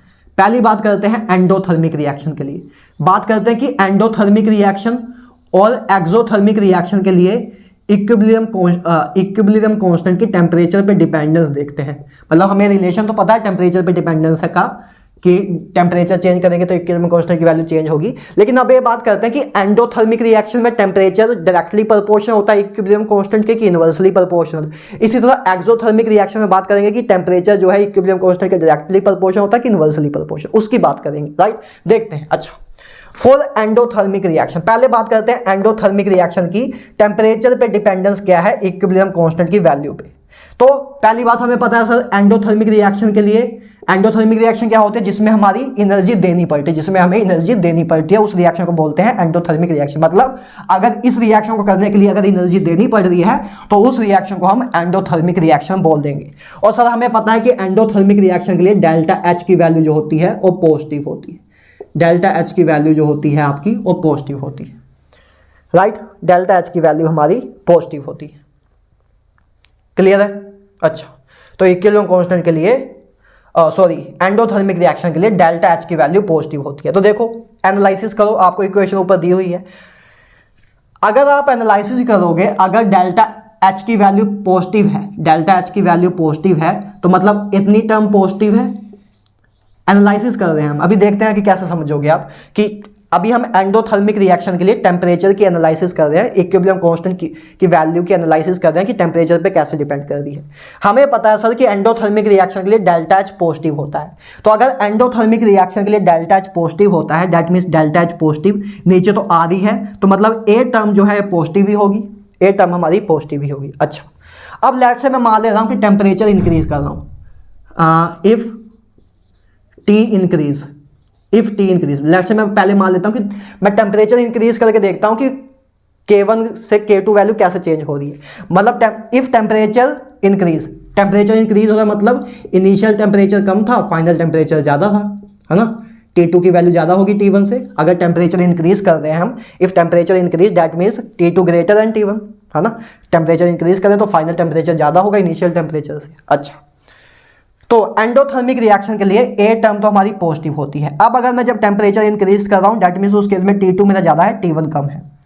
तो ए रिएक्शन की इस तरह इतने पार्ट की तो एनालिसिस देख ली कि ए टर्म हमारी पॉजिटिव होगी। अभी देखो समझते जाओगे। पहले एक बार देख लो एक्सोथर्मिक रिएक्शन की, खुद समझ जाओगे। अभी देखो मैं क्या कर रहा हूं बस, अब इतना पार्ट रह गया। अब देखो जब मैं टेम्परेचर इंक्रीज कर रहा हूं, मैंने एक केस लिया कि लेट से पहले मैं टेम्परेचर इंक्रीज कर रहा हूं। आप चाहो तो टेम्परेचर डिक्रीजिंग के अकॉर्डिंग भी निकाल सकते हो। पहले मैं लेट से टेम्परेचर इंक्रीजिंग के अकॉर्डिंग निकाल रहा हूं। जब टेम्परेचर मेरा इंक्रीज हो रहा है, टेम्परेचर इंक्रीज कर रहा हूं मैं लेट से, तो मेरा फाइनल टेम्परेचर ज़्यादा होगा इनिशियल टेम्परेचर से। अच्छा, तो मतलब T2 की वैल्यू ज़्यादा होगी T1 से इस केस के लिए, जब टेम्परेचर मैं इंक्रीज कर रहा हूँ। अच्छा, अगर T2 की वैल्यू ज़्यादा है T1 से, दैट मीन्स ए टर्म भी पॉजिटिव होगी, कि नहीं होगी? सोच पा रहे हो कि नहीं? अरे यार, अगर 2 ज़्यादा है 1 से, ठीक है, अगर 2 ज़्यादा है 1 से तो इनका रेसिप्रोकल जैसे 1/2 और इसका रेसिप्रोकल 1, तो a ज़्यादा होगा इसके। अगर रेसिप्रोकल करेंगे तो इक्वालिटी का साइन चेंज हो जाएगा ना, है ना, क्योंकि अगर 2 ज़्यादा है 1 से तो उसका रेसिप्रोकल की वैल्यू कम होगी इससे, है ना। तो इसी तरह अगर T2 ज़्यादा है T1 से तो उसके रेसिप्रोकल की वैल्यू, तो T2 के रेसिप्रोकल की वैल्यू कम ही होगी इसके कंपैरेटिवली, तो मतलब 1/T1 की वैल्यू ज़्यादा होगी 1/T2 से। मतलब a वैल्यू अगर ज़्यादा है, a वैल्यू कम है, तो इतने पार्ट से भी आपकी पॉजिटिव टर्म ही आएगी, है ना। सिंपल सी बात है ना यार, उससे बेसिक क्या समझा सकता हूँ, राइट, कि अगर T2 ज़्यादा है T1 से, दैट मीन्स जैसे कि 2 ज़्यादा है 1 से, तो अगर मैं रेसिप्रोकल कर दूं तो इक्वालिटी चेंज हो जाएगी, कि फिर अगर जैसे कि a मतलब a ज़्यादा हो जाएगा इससे, है ना, जो रकम बड़ी है, अगर उसके रेसिप्रोकल का कंपैरिजन करूं तो दूसरी रकम बड़ी हो जाएगी जो पहले छोटी थी। मतलब अगर T2 ज़्यादा है T1 से तो मतलब 1/T2 की वैल्यू कम होगी 1/T1 से, है ना, क्योंकि अगर T2 ज़्यादा है तो मतलब ये नीचे वाली रकम बड़ी है, तो 1 बटे करना है तो मतलब ये रकम छोटी हो जाएगी और ये वाली रकम बड़ी हो जाएगी। मतलब अगर T2 ज़्यादा है T1 से तो मतलब 1/T1 बड़ा होगा, 1/T2 छोटा होगा, तो बड़े में से छोटा माइनस करेंगे तो पॉजिटिव टर्म ही आएगी। ठीक है, बिल्कुल सिंपल मैथ, राइट। तो हमने देखा एंडोथर्मिक रिएक्शन के लिए डेल्टा एच पॉजिटिव ही था, और जब टेम्परेचर इंक्रीजिंग वाला केस लिया तो हमने देखा कि उस केस में ए वाली टर्म भी हमारी पॉजिटिव आ रही थी। मतलब पॉजिटिव मल्टीप्लाई पॉजिटिव पॉजिटिव, मतलब log K2 बाय K1 की वैल्यू एक पॉजिटिव क्वांटिटी आ रही है, क्योंकि पॉजिटिव को मल्टीप्लाई पॉजिटिव से करेंगे तो पॉजिटिव क्वांटिटी ही आएगी, राइट। अच्छा, इसी को अब चाहें तो हम ऐसे लिख सकते हैं सर कि मतलब K2 बाय K1 बराबर होगा, log अगर उस साइड जाएगा तो e rest power positive term एक आएगा, और e में कोई एक पॉजिटिव, जैसे e में कोई एक पॉजिटिव, e की पावर कोई एक पॉजिटिव टर्म हो, जैसे e⁻2 हो, e⁻3 हो, e⁻1 हो, तो e के पावर में अगर कोई पॉजिटिव टर्म है तो वो हमेशा ग्रेटर देन 1 ही होगी, है ना। e की पावर में अगर कोई पॉजिटिव टर्म है वो ग्रेटर देन 1 ही होगी सर, है ना। e के पावर में अगर कोई पॉजिटिव टर्म है वो ग्रेटर देन 1 ही होगी। मतलब दैट मीन्स कि जो K2 है हमारा, K2 बाय K1 है वो ग्रेटर देन सर 1 होगा, दैट मीन्स K2 हमारा ग्रेटर देन K1 होगा, K2 हमारा ग्रेटर देन K1 होगा। क्या बात समझ आई? देखो हमने क्या किया, वापस समझते हैं। एंडोथर्मिक रिएक्शन के लिए आपको पहले से पता है, स्टार्टिंग में ही देख चुके हैं थर्मोडायनेमिक्स में, अगर नहीं भी पता तो अभी बता दिया मैंने कि एंडोथर्मिक रिएक्शन के लिए डेल्टा एच पॉजिटिव होता है, इंथैल्पी ऑफ रिएक्शन पॉजिटिव होती है। अच्छा, अब मतलब डेल्टा एच पॉजिटिव होता है, दैट मीन्स ए वाली टर्म पॉजिटिव होती है एंडोथर्मिक रिएक्शन के लिए हमेशा ही। अब बात रहेगी इतने पार्ट की, तो अगर लेट्स से मैंने पहले केस माना टेम्परेचर इंक्रीज हो रहा है, उस केस में इफ टेम्परेचर T इंक्रीजेस, तो टेम्परेचर इंक्रीज हो रहा है मतलब फाइनल टेम्परेचर ज़्यादा है इनिशियल टेम्परेचर, मतलब T2 ज़्यादा है T1 से। तो अगर T2 ज़्यादा है T1 से तो उसकी रेसिप्रोकल की वैल्यू कम होगी इसके पहले वाले के रेसिप्रोकल से, मतलब 1/T1 की वैल्यू ज़्यादा होगी एज कम्पेयर टू 1/T2 के कंपैरेटिवली। मतलब अगर ए वैल्यू ज़्यादा है, ए वैल्यू कम है, तो मतलब ज़्यादा में से माइनस कम करेंगे तो एक पॉजिटिव टर्म ही आएगी, मतलब इस ए भी टर्म आपकी पॉजिटिव ही आएगी, ए टर्म भी आपकी पॉजिटिव ही आएगी। मतलब पॉजिटिव को मल्टीप्लाई करके एक पॉजिटिव को मल्टीप्लाई पॉजिटिव से ही कर रहे हैं, और पॉजिटिव को मल्टीप्लाई पॉजिटिव से करेंगे तो एक पॉजिटिव टर्म ही आएगी। मतलब log K2 बाय K1 की वैल्यू एक पॉजिटिव टर्म के पॉजिटिव वैल्यू के बराबर ही होगी, राइट। अब log अगर मैं उस साइड ले जाऊं तो K2 बाय K1 की वैल्यू K2 बाय K1 बराबर होगा e raised to power positive के, e raised to power positive के, है ना। ln मान लो, है ना, या तो 10 दी पावर मान लो। अच्छा तो चलो log द बेस 10 है तो 10 मान लो, है ना, 10 दी पावर, अगर log द बेस 10, क्योंकि हमने इसको नेचुरल log से log द बेस 10 में कन्वर्ट कर लिया ना, तो 10 दी पावर पॉजिटिव मान लो, तो 10 की कुछ भी पावर पॉजिटिव होगी तो ग्रेटर देन 1 ही होगा, ग्रेटर देन 1 ही होगा, है ना। तो अगर मतलब K2 by K1 the power greater than 1 है, that means K2 greater than K1 है। मतलब कि जैसे जैसे मैं अगर मैंने टेम्परेचर इंक्रीज किया तो मेरा इक्विलिब्रियम कांस्टेंट की वैल्यू भी इंक्रीज होगी। मैंने जब टेम्परेचर बढ़ाया तो जो इक्विलिब्रियम कांस्टेंट है उसकी वैल्यू भी इनिशियल इक्विलिब्रियम कांस्टेंट से ज़्यादा हो रही थी। मतलब sir for a endothermic reaction temperature is directly proportional to the equilibrium constant. Temperature is directly proportional to the equilibrium constant. क्या है, बात क्लियर है ना, कि एंडोथर्मिक रिएक्शन के केस में टेम्परेचर सपोर्ट करता है रिएक्शन को। एंडोथर्मिक रिएक्शन को टेम्परेचर सपोर्ट करता है। टेम्परेचर बढ़ाएंगे इक्विलिब्रियम कांस्टेंट की वैल्यू बढ़ेगी, राइट, क्योंकि अभी हमने देखा जब हमने टेम्परेचर बढ़ाया तो इक्विलिब्रियम कांस्टेंट की वैल्यू भी बढ़ रही है। जैसे जैसे टेम्परेचर बढ़ाते जाएंगे इक्विलिब्रियम कांस्टेंट की वैल्यू बढ़ते जाएगी, इक्विलिब्रियम कांस्टेंट की वैल्यू बढ़ते जाएगी। ये आपका इनिशियल इक्विलिब्रियम कांस्टेंट की वैल्यू थी इनिशियल टेम्परेचर पे, K2 आपकी फाइनल इक्विलिब्रियम कांस्टेंट की वैल्यू थी फाइनल टेम्परेचर पे।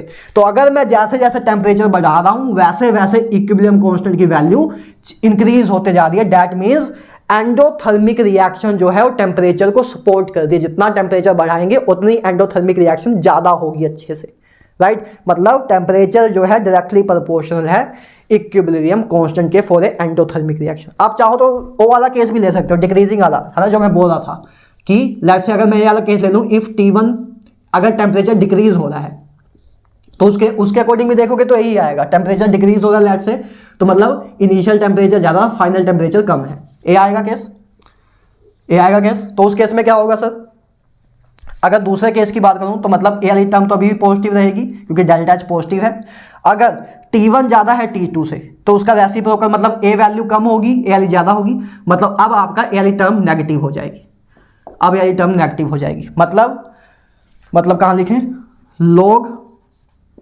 log K2/K1 की वैल्यू, मतलब एक टर्म पॉजिटिव है एक टर्म नेगेटिव है। अगर मैं दूसरा केस के अकॉर्डिंग भी अगर आपको समझाने की कोशिश करूं कि दूसरे केस के जब टेम्परेचर डिक्रीज कर रहा हूं उसके अकॉर्डिंग भी ये चीज़ कैसे आएगी वो भी बताने की कोशिश कर रहा हूं। जब टेम्परेचर डिक्रीज कर रहे हैं मतलब इनिशियल टेम्परेचर ज़्यादा था फाइनल टेम्परेचर कम, तो T1 की वैल्यू ज़्यादा थी T2 से, मतलब उसके 1/T1 की वैल्यू कम होगी, रेसिप्रोकल की वैल्यू कम होगी इससे। तो अगर कम में से माइनस ज़्यादा वाली टर्म करेंगे तो नेगेटिव ही आएगा, तो ये नेगेटिव आएगा, है ना, ये पॉजिटिव था ये नेगेटिव आएगा। मतलब इस केस में log K2/K1 की वैल्यू नेगेटिव क्वांटिटी एक आएगी, क्योंकि पॉजिटिव टर्म को मल्टीप्लाई करेंगे नेगेटिव टर्म से तो रिजल्टेंट जो वैल्यू आएगी वो नेगेटिव ही आएगी, राइट। अच्छा, मतलब log K2/K1। अब दूसरे केस के अकॉर्डिंग अगर देखें, एनालिसिस दूसरे केस के अकॉर्डिंग करें कि जब टेम्परेचर डिक्रीज कर रहे हैं तो उस अकॉर्डिंग इसकी वैल्यू नेगेटिव आएगी। मतलब K2/K1 की वैल्यू बराबर हो गए 10 रेज़ टू पावर नेगेटिव के, 10 रेज़ टू पावर एक नेगेटिव नंबर के, राइट। अब 10 की पावर में कोई एक नेगेटिव नंबर करोगे तो मतलब वो लेस देन 1 आएगा, है ना। तो मतलब K2 जो है आपका वो लेस देन K1 आएगा। मतलब इस केस के अकॉर्डिंग भी एनालिसिस करो दूसरे केस के अकॉर्डिंग कि अगर मैं टेम्परेचर घटा रहा हूँ मतलब मेरा जो फाइनल टेम्परेचर है वो कम हो रहा है। अगर मैं फाइनल टेम्परेचर को घटा रहा हूँ तो मतलब मेरा फाइनल टेम्परेचर कम है तो मेरा फाइनल इक्विलिब्रियम कांस्टेंट की वैल्यू भी कम होगी। मतलब टेम्परेचर घटाते जाऊंगा तो इक्विलिब्रियम कांस्टेंट की वैल्यू भी कम होते जाएगी। मतलब अभी प्रोपोर्शनल का साइन ही चल रहा है। मतलब किसी भी केस के अकॉर्डिंग देख सकते हो। मतलब ये समझ आया कि for a endothermic reaction temperature is directly proportional to the equilibrium constant. कि एंडोथर्मिक रिएक्शन को टेम्परेचर सपोर्ट कर रहा है, टेम्परेचर सपोर्ट कर रहा है ना, क्योंकि जैसे जैसे टेम्परेचर बढ़ा रहे हैं इक्विलिब्रियम कांस्टेंट की वैल्यू बढ़ रही है, प्रोडक्ट ज्यादा बन रहा है। इक्विलिब्रियम कांस्टेंट की वैल्यू को बढ़ना मतलब प्रोडक्ट ज्यादा बनना, राइट, सिंपल सी बात है। अच्छा, तो मतलब एंडोथर्मिक रिएक्शन को सपोर्ट करता है टेम्परेचर, राइट। लिख लेना है बात, इंपॉर्टेंट बात है। फाइनल कंक्लूजन यही है, सारा बात चाहे दिमाग में रखो चाहे ना रखो, बस मेन बात यही है कि एंडोथर्मिक रिएक्शन के केस में टेम्परेचर जो है वो डायरेक्टली प्रोपोर्शनल है इक्विलिब्रियम कांस्टेंट के। मींस एंडोथर्मिक रिएक्शन को टेम्परेचर जो है एंडोथर्मिक रिएक्शन को सपोर्ट करता है। अब बात कर लेते हैं एक्सोथर्मिक रिएक्शन की, और काम खत्म करते हैं। उसके बाद अपना मेन क्वेश्चंस पे आते हैं, बस इतना ही करना है। अब एक्सोथर्मिक रिएक्शन को देख लो। एक्सोथर्मिक रिएक्शन को आप जल्दी जल्दी देख लोगे, एंडोथर्मिक को समझाने में टाइम लगता है, एक्सो को फिर क्योंकि आपको समझ आ जाता है कि अच्छा कैसे एनालाइज करना है, फिर तो आप जल्दी जल्दी देख लोगे। अब तो जल्दी जल्दी देख लोगे, 2 मिनट 5 मिनट का काम मान लो और है, 5 मिनट का काम और, उसके बाद हम क्वेश्चन प्रैक्टिस करेंगे। तो दूसरा एक्सोथर्मिक रिएक्शन। एक्सोथर्मिक रिएक्शन पे एनालिसिस करते हैं कि टेम्परेचर पे कैसे डिपेंडेंस है, डायरेक्टली प्रोपोर्शनल है कि इन्वर्सली प्रोपोर्शनल। ओबियसली इसमें आएगा इन्वर्सली प्रोपोर्शनली, लेकिन देख लेते हैं कैसे। तो एक्सोथर्मिक रिएक्शन मतलब, एक्सोथर्मिक रिएक्शन में सर हमें पता है डेल्टा एच नेगेटिव होता है, एक्सोथर्मिक रिएक्शन का डेल्टा एच नेगेटिव होता है। लेट्स से मैं किसी एक केस के अकॉर्डिंग एनालाइज कर लेता हूँ कि लेट्स से अगर टेम्परेचर इंक्रीज हो रहा है, अगर टेम्परेचर इंक्रीज हो रहा है दैट मीन्स फाइनल टेम्परेचर ज़्यादा है इनिशियल टेम्परेचर, मतलब T2 की वैल्यू ज़्यादा है T1 से। वो वाला केस ले लेता हूँ, राइट, क्लियर है। अच्छा, तो एक्सोथर्मिक रिएक्शन के लिए डेल्टा एच नेगेटिव होता है, मतलब एक्सोथर्मिक रिएक्शन के केस में ए वाली टर्म आपकी नेगेटिव होगी सर, पूरी वाली टर्म नेगेटिव होगी क्योंकि ऊपर नेगेटिव, आर की वैल्यू पॉजिटिव होती है, नेगेटिव डिवाइड बाय पॉजिटिव, तो एक नेगेटिव टर्म ही आएगी। तो मतलब ए वाली टर्म जो है आपकी ये तो नेगेटिव ही होगी पूरी हमेशा ही एक्सोथर्मिक रिएक्शन में। इसको देख लेते हैं। अगर मैं अभी टेम्परेचर इंक्रीजिंग वाला केस लेके चल रहा हूँ दैट मीन्स T2 मेरा ज़्यादा है T1 से। अगर मेरा T2 ज़्यादा है T1 से तो उसकी रेसिप्रोकल की वैल्यू कम होगी, सेम वही बात, इसकी रेसिप्रोकल की वैल्यू कम होगी इससे, मतलब बड़ी में से माइनस छोटा हो रहा है, तो दैट मीन्स ए वाली रकम पॉजिटिव होगी, ए वाली रकम पॉजिटिव होगी, है ना, ए वाली रकम पॉजिटिव होगी, ठीक है। तो एक्सोथर्मिक रिएक्शन के केस में ए वाली टर्म नेगेटिव थी, ए वाली टर्म हमारी पॉजिटिव आ रही है जब टेम्परेचर इंक्रीजिंग वाला केस ले रहे हैं। एंडोथर्मिक में क्या था कि ए टर्म भी पॉजिटिव थी, ए टर्म भी पॉजिटिव आ रही थी, है ना, क्योंकि डेल्टा एच पॉजिटिव था एंडोथर्मिक में, इसलिए ए टर्म भी पॉजिटिव आ रही थी, ए टर्म भी पॉजिटिव आ रही थी जब टेम्परेचर इंक्रीजिंग वाला केस ले रहे थे, राइट। अच्छा, तो मतलब इस केस में एक्सोथर्मिक में ए टर्म नेगेटिव आ रही है, ए टर्म पॉजिटिव आ रही है, मतलब कि अब नेगेटिव टर्म और पॉजिटिव टर्म का मल्टीप्लाई करेंगे तो एक नेगेटिव टर्म ही आएगी, मतलब log K2 by log the base 10 K2 by K1 की वैल्यू K2 बाय K1 की वैल्यू एक नेगेटिव टर्म होगी, एक नेगेटिव टर्म होगी। तो इधर से हमारे पास आएगा कि K2 बाय K1 जो है वो बराबर होगा 10 द पावर एक नेगेटिव क्वांटिटी के, मतलब लेस देन 1 के, लेस देन 1 के। डैट मीन्स इधर से आएगा कि K2 जो है वो लेस देन होगा K1 से, K2 जो है लेस देन होगा K1 से। तो देखो क्या एनालिसिस किया आपने सर, आपने एनालिसिस की कि जब मैं टेम्परेचर बढ़ा रहा हूं एक्सोथर्मिक रिएक्शन के केस में, जब मैं टेम्परेचर अपना बढ़ा रहा हूं तो मेरी इक्विलिब्रियम कांस्टेंट की वैल्यू कम हो रही है, इक्विलिब्रियम कांस्टेंट की वैल्यू कम हो रही है, राइट। चाहो ऐसे लिख लो, अगर आपको देख मतलब विजन के अकॉर्डिंग कंफ्यूजन हो तो ऐसे लिख लो, राइट।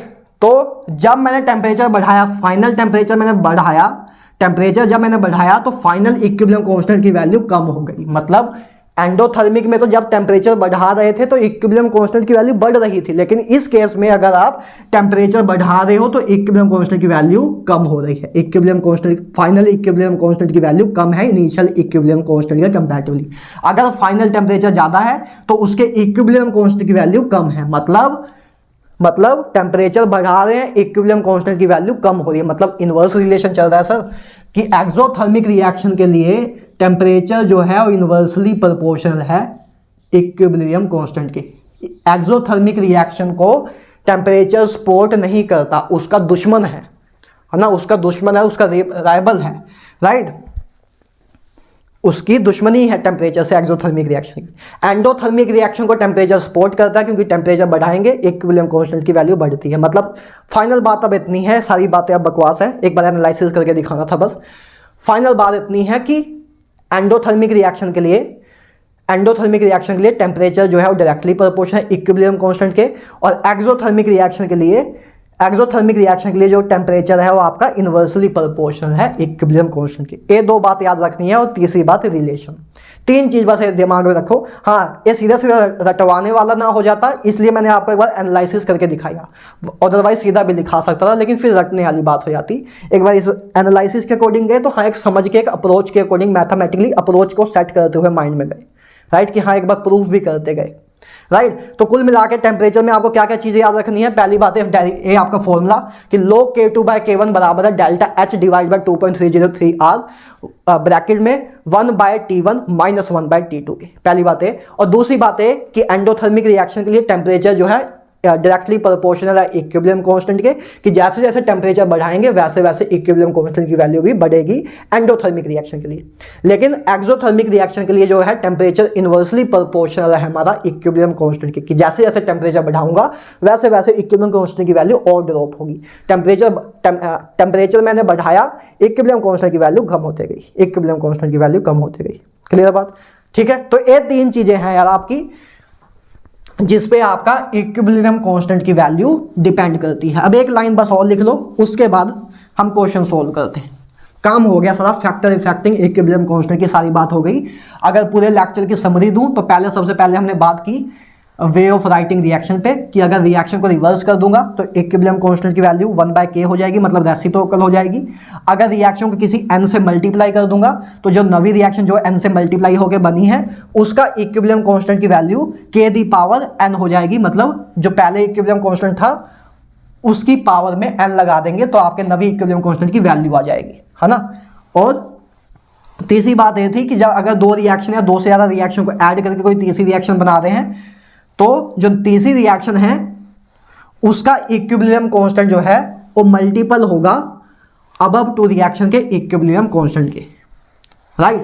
ये हमने बात की थी उसमें, ठीक बात है। उसके बाद आगे हमने लास्ट में बात की टेम्परेचर वाली, कि पहली बात वेंट ऑफ इक्वेशन देखी कि log K2/K1, log K2/K1 बराबर है delta H divide by 2.303 R 1 bye bracket में 1/T1 माइनस 1/T2 के। फिर हमने लास्ट में एक कंक्लूजन देखे कि एंडोथर्मिक रिएक्शन के लिए जो है आपका टेम्परेचर जो है वो डायरेक्टली प्रोपोर्शनल है इक्विलिब्रियम कांस्टेंट के, और एक्सोथर्मिक के केस में टेम्परेचर जो है वो इनवर्सली प्रोपोर्शनल है इक्विलिब्रियम कांस्टेंट के। ये फाइनल समरी है आपके पूरे लेक्चर की। चलो आगे बात करते हैं। एक लाइन लिखो बस, रह कुछ नहीं किया, लेक्चर पूरा खत्म है, क्वेश्चन के अकॉर्डिंग पूरा लेक्चर खत्म है। बस एक बात और लिख लो फिर चलते हैं आगे।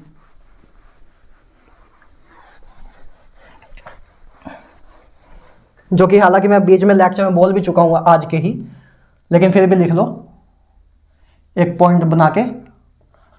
Value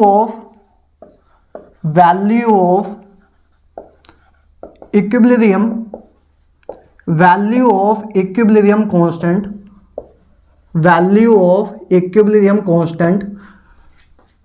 does not depend on, किस पे डिपेंड नहीं करती, does not depend on number of moles पे, नंबर ऑफ मोल्स या कंसंट्रेशन, है ना, कंसंट्रेशन,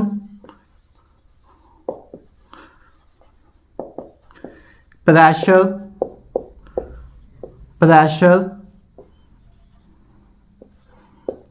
वॉल्यूम या कैटलिस्ट या कोई भी और चीज, कैटलिस्ट, इनमें से किसी पे भी हमारी इक्विलिब्रियम कांस्टेंट की वैल्यू डिपेंड नहीं करती। कैटलिस्ट पे तो हम बात भी कर चुके थे कि कैटलिस्ट क्या करता है, कैटलिस्ट बस स्टेज ऑफ इक्विलिब्रियम को जल्दी ले आने में मदद करता है, इक्विलिब्रियम कांस्टेंट की वैल्यू चेंज नहीं करता, क्योंकि जितनी रेट ऑफ फॉरवर्ड रिएक्शन बढ़ाता है उतनी रेट ऑफ बैकवर्ड रिएक्शन बढ़ाता है। तो इक्विलिब्रियम कांस्टेंट की वैल्यू तो आपकी, इक्विलिब्रियम कांस्टेंट होता है आपका rate of a forward reaction, मतलब आपको rate constant for a forward reaction divide by rate constant for a backward reaction. तो अगर कैटलिस्ट जो है आपका ना rate of a forward reaction और rate of a backward reaction equal extent में इंक्रीज करता है, तो के की वैल्यू तो कांस्टेंट ही रहेगी, क्योंकि के एफ और के बी की वैल्यू इक्वल एक्सटेंट में इंक्रीज हो रही है, तो कांस्टेंट ही रहेगी कैटलिस्ट के केस में। वो तो बात हम कर भी चुके हैं, हालांकि बात और भी करेंगे ली-चाटलियर प्रिंसिपल में, राइट। कुल मिला के आपको एक ही बात याद रखनी है कि अगर कोई रिएक्शन, अगर मतलब पहली बात ये याद रखना है कि इक्विलिब्रियम कांस्टेंट की वैल्यू दो चीज़ों पर डिपेंड करती है। पहली चीज़ कि अगर हम रिएक्शन की स्टाइकोमेट्री चेंज करते जाएंगे, अगर रिएक्शन को मॉडिफाई करते जाएंगे तो हमारी रिएक्शन का इक्विलिब्रियम कांस्टेंट की वैल्यू चेंज होगी। लेकिन अगर कोई गिवन रिएक्शन की बात करें कि ए आपको मान लो गिवन रिएक्शन दी है, इसकी वैल्यू किस पे डिपेंड करती है, तो for a given reaction the value of equilibrium constant depends upon only temperature. Given reaction की इक्विलिब्रियम कांस्टेंट की वैल्यू सिर्फ और सिर्फ टेम्परेचर पे ही डिपेंड होती है, इनमें से किसी पे भी वैल्यू डिपेंड नहीं करती इक्विलिब्रियम कांस्टेंट की। वैल्यू शब्द इंपॉर्टेंट है, value of equilibrium constant does not depend upon number of moles, concentration, pressure, volume, catalyst etcetera etcetera, सिर्फ और सिर्फ टेम्परेचर पे डिपेंड करती है इक्विलिब्रियम कांस्टेंट की value for a given reaction. Right, ये सारी यार हमारी बातें थी, ये लेक्चर की तो बात हो गई, थ्योरेटिकल बातें। अब हम करेंगे कुछ जेई और नीट में आए हुए पीवाईक्यू क्वेश्चन।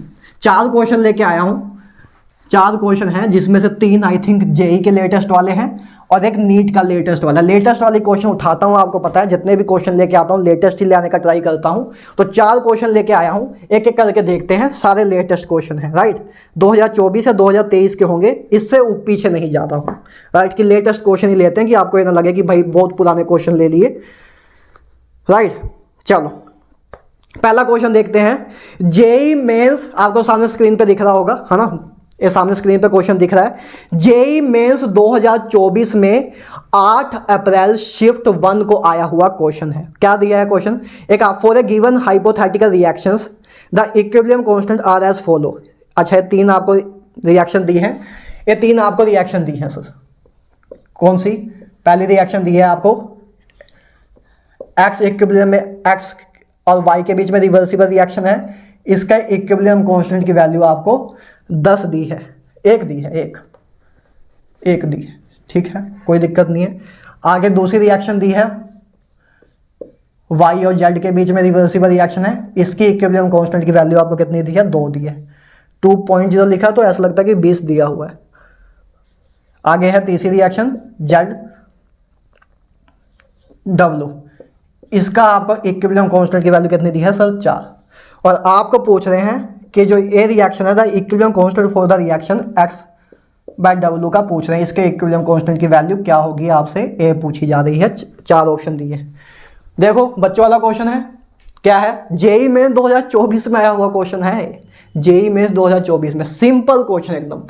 एक पहली रिएक्शन का इक्विलिब्रियम कांस्टेंट दिया है, दूसरी रिएक्शन का इक्विलिब्रियम कांस्टेंट दिया है, तीसरी रिएक्शन का इक्विलिब्रियम कांस्टेंट दिया है, आपको इस रिएक्शन का इक्विलिब्रियम कांस्टेंट पूछ रहे हैं। देखो क्या होगा? अरे यार ऊपर 3 रिएक्शन को ऐड करोगे तो ये रिएक्शन आएगी, है ना। देखो जब पहले 2 रिएक्शन को ऐड करोगे तो y से y कट जाएगा, उसके बाद मतलब तीनों रिएक्शन को ऐड करोगे तो y से y कट जाएगा, z से z कट जाएगा, बचेगा x w ही, है ना। अरे यार x y z ऐड करेंगे तो इस साइड x y z आएगा, इस साइड आपका y plus Z plus W आएगा। तीनों रिएक्शन को अगर ऐड कर दूं तो ये आएगा, है ना।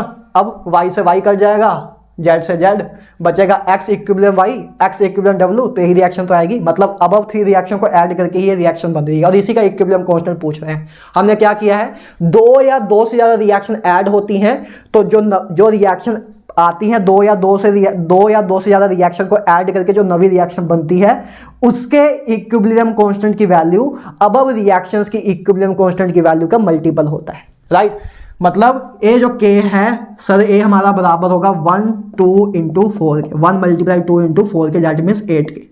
सिंपल सा क्वेश्चन। राइट, 3 रिएक्शन का इक्विलिब्रियम कांस्टेंट दिया था, इस रिएक्शन का इक्विलिब्रियम कांस्टेंट पूछ रहे थे, तो हमने ध्यान से देखा तो हमें दिख रहा है कि भाई इन 3 रिएक्शन को ऐड करेंगे तो यही रिएक्शन तो आएगी।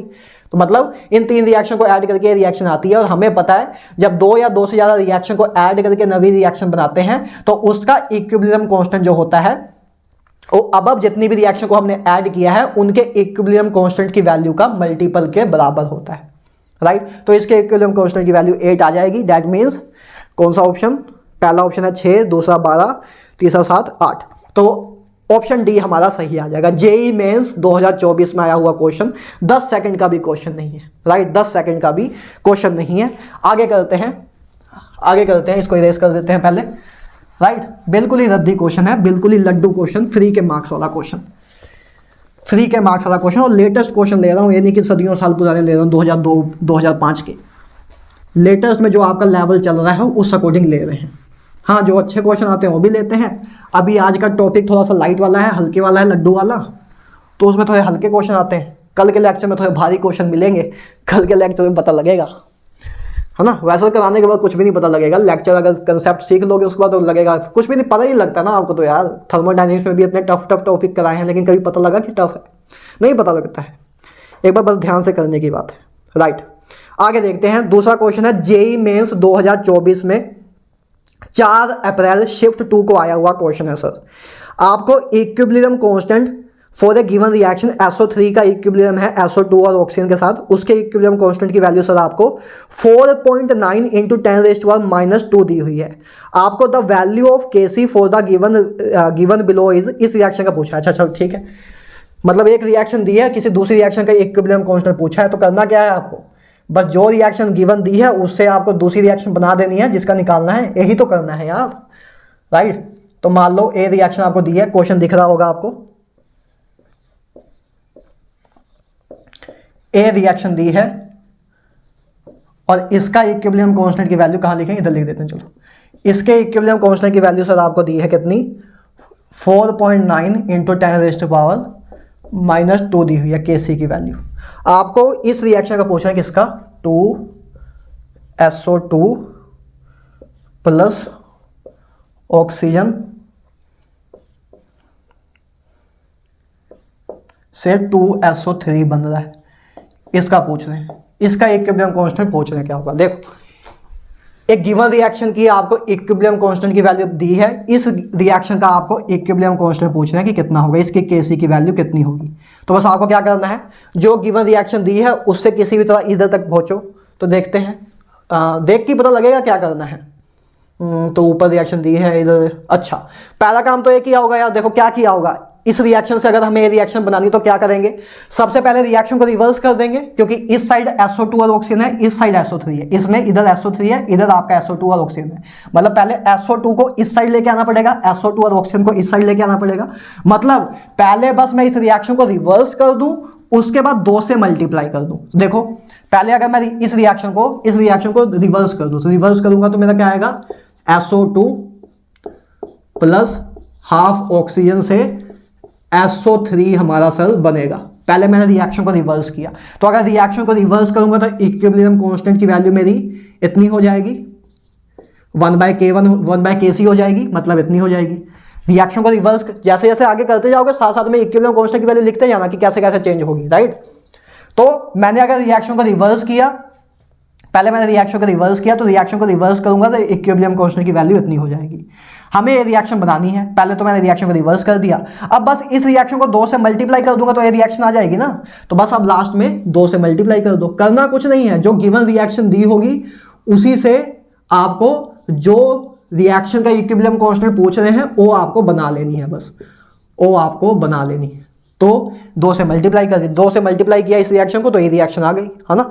तो जब 2 n से मल्टीप्लाई किया तो 2 से मल्टीप्लाई किया इस केस में, तो 2 से मल्टीप्लाई किया है तो जो इक्विलिब्रियम कांस्टेंट है ये हमारा, इस रिएक्शन का इक्विलिब्रियम कांस्टेंट की वैल्यू इतनी है, इसकी पावर 2 कर देंगे तो ए हमारा इस रिएक्शन का इक्विलिब्रियम कांस्टेंट होगा।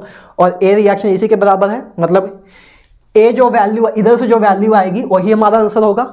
इस रिएक्शन का इक्विलिब्रियम कांस्टेंट बराबर इसके होगा, है ना। कुछ नहीं किया है, बस एक गिवन रिएक्शन दी थी, हमें इस रिएक्शन का इक्विलिब्रियम कांस्टेंट पूछ रहे थे, तो हमने देखा कि यार इस रिएक्शन से रिएक्शन कैसे बना सकते हैं। ऐसा करते हैं कि पहले इसको रिवर्स कर देते हैं, रिवर्स किया, फिर 2 से मल्टीप्लाई कर देते हैं, 2 से मल्टीप्लाई किया तो ये रिएक्शन आ गई जिसका हमें इक्विलिब्रियम कांस्टेंट निकालना था। तो जब पहले मैंने रिवर्स किया सर, तो इक्विलिब्रियम कांस्टेंट की वैल्यू 1/4.9 × 10⁻² हो गई, रेसिप्रोकल हो गई। फिर मैंने 2 से मल्टीप्लाई किया तो पावर में 2 चला जाएगा, पावर में, तो ये इक्विलिब्रियम कांस्टेंट इस रिएक्शन का था, तो 2 से मल्टीप्लाई किया तो इसकी पावर, इस इक्विलिब्रियम कांस्टेंट की वैल्यू की पावर में 2 हो जाएगा। मतलब ये हमारा आंसर आएगा, दैट मीन्स 1/4.9 द स्क्वायर 10⁻⁻⁴ तो 10⁻⁴ तो ऊपर चला जाएगा, 10⁻⁴ हो जाएगा, ये हो जाएगा सर 10⁻⁴, मतलब 10,000। ऑप्शन क्लोज है कि दूर है, ऑप्शन 4.9 49 दो बहुत दूर हैं, तो अप्रोक्सीमेटली भी कर सकते हैं। तो 4.9 को मैं 5 मान लेता हूँ, 5 मान लूंगा तो 5 द स्केयर 25 है ना। ऑप्शन बहुत दूर है, स्मार्ट वर्क भी करना है, देख भी लेना। अगर ऑप्शन पास पास होते फिर एग्जैक्ट वैल्यू निकालते, अगर पास पास नहीं है तो इसको 5 मान लो ना यार, एग्जैक्ट वैल्यू निकाल के क्या कर लोगे, है ना। 5 मान लिया, इसको 5 मान लिया तो 5 द स्केयर 25, तो 10,000 डिवाइड बाई 25 मतलब लगभग 400, लगभग 400 मतलब 400 प्लस कुछ आंसर आएगा, 400 प्लस कुछ आंसर आएगा, है ना। क्योंकि वैल्यू नीचे 4.9 था, मैंने 5 लिया, मैंने रकम नीचे वाली बड़ी की है, तो मेरा आंसर कम आएगा जितना एक्चुअल आंसर आना चाहिए, मतलब 400 प्लस मेरा आंसर होगा। तो 400 प्लस वाला ऑप्शन है कोई, हाँ 416, तो इसका आंसर 416 आएगा। अब चाहो तो आप इसको एग्जैक्ट निकाल लो 416, लेकिन क्या करोगे निकाल के एक्चुअल में 30 से 40 सेकंड वेस्ट ही तो करोगे। अगर ऑप्शन चारों ए भी सीखो, लेक्चर में आए हो तो सिर्फ आंसर निकालना ना सीखो, ए भी सीखो टाइम मैनेजमेंट कैसे करनी है। सिर्फ जेई नीट में आंसर निकालने नहीं होते, टाइम मैनेजमेंट भी सीखनी होती। उसी प्रॉपर 1 घंटे के अंदर ही 45 क्वेश्चन या 1 घंटे के अंदर ही 25 क्वेश्चन होने चाहिए, राइट। तो वो भी सीखना पड़ता है, और कैसे सीखते हैं, इन्हीं टेक्निक से सीखते हैं। अगर मैं सीधा सीधा क्वेश्चन सोल्व करना सिखा दूं, बस इसको करने लग जाऊं गधों की तरह, फिर आपको मैं कॉम्पिटिटिव एग्जाम क्रैक नहीं करवा पाऊंगा। 7 साल में टाइम भी सिखाना होता है ना आपको। तो मैंने देखा कि चारों ऑप्शन बहुत दूर दूर थे, तो मैं 4.9 से डिवाइड करूँ, क्यों करूँ मैं मैंने इसको राउंड ऑफ करके 5 मान लिया तो 25 आ गया। अब इसको डिवाइड मैं सीधा पता 10,000 100 को डिवाइड 25 से करूँगा तो 4 आएगा, तो मतलब 400 आएगा। अब मैंने नीचे रकम बड़ी कर दी थी अप्रोक्सीमेशन में, मतलब आंसर मेरा 400 से प्लस होगा कुछ, तो 400 प्लस वाला ऑप्शन एक ही है 416, मतलब वही हमारा आंसर होगा। तो हम सीधा 416 निकालने नहीं बैठ जाएंगे अगर ऑप्शन बहुत दूर दूर है। अगर पास होते फिर इसको करते ही, है ना, फिर इसको करते ही सोल्व, ठीक बात है। अच्छा, तो हमारा इसका भी आंसर ऑप्शन डी आ जाएगा, बहुत सिंपल क्वेश्चन, क्लियर है, ठीक है। 400 प्लस हमारा आंसर आ जाएगा, सिंपल सा क्वेश्चन है। अगला देखते हैं क्वेश्चन, अगला, चलो पहले इसको इरेज तो कर दें, अगला देखते हैं। क्लियर है ना क्वेश्चन, ए रिएक्शन दी थी, इसका इक्विलिब्रियम क्वेश्चन पूछ रहे थे, तो हमने देख रहा था कि पहले रिएक्शन को रिवर्स करके 2 से मल्टीप्लाई कर देंगे तो यही रिएक्शन आएगी जिसका हमें इक्विलिब्रियम कांस्टेंट निकालना था। तो पहले हमने रिएक्शन को रिवर्स किया तो इक्विलिब्रियम कांस्टेंट की वैल्यू रेसिप्रोकल हो गई, फिर हमने 2 से मल्टीप्लाई किया तो स्केयर हो गया। तो हमारे पास 10,000 डिवाइड बाय 4.9 द स्केयर हमारी वैल्यू आएगी। जब उसको सोल्व किया 416 आएगा, 416 आएगा।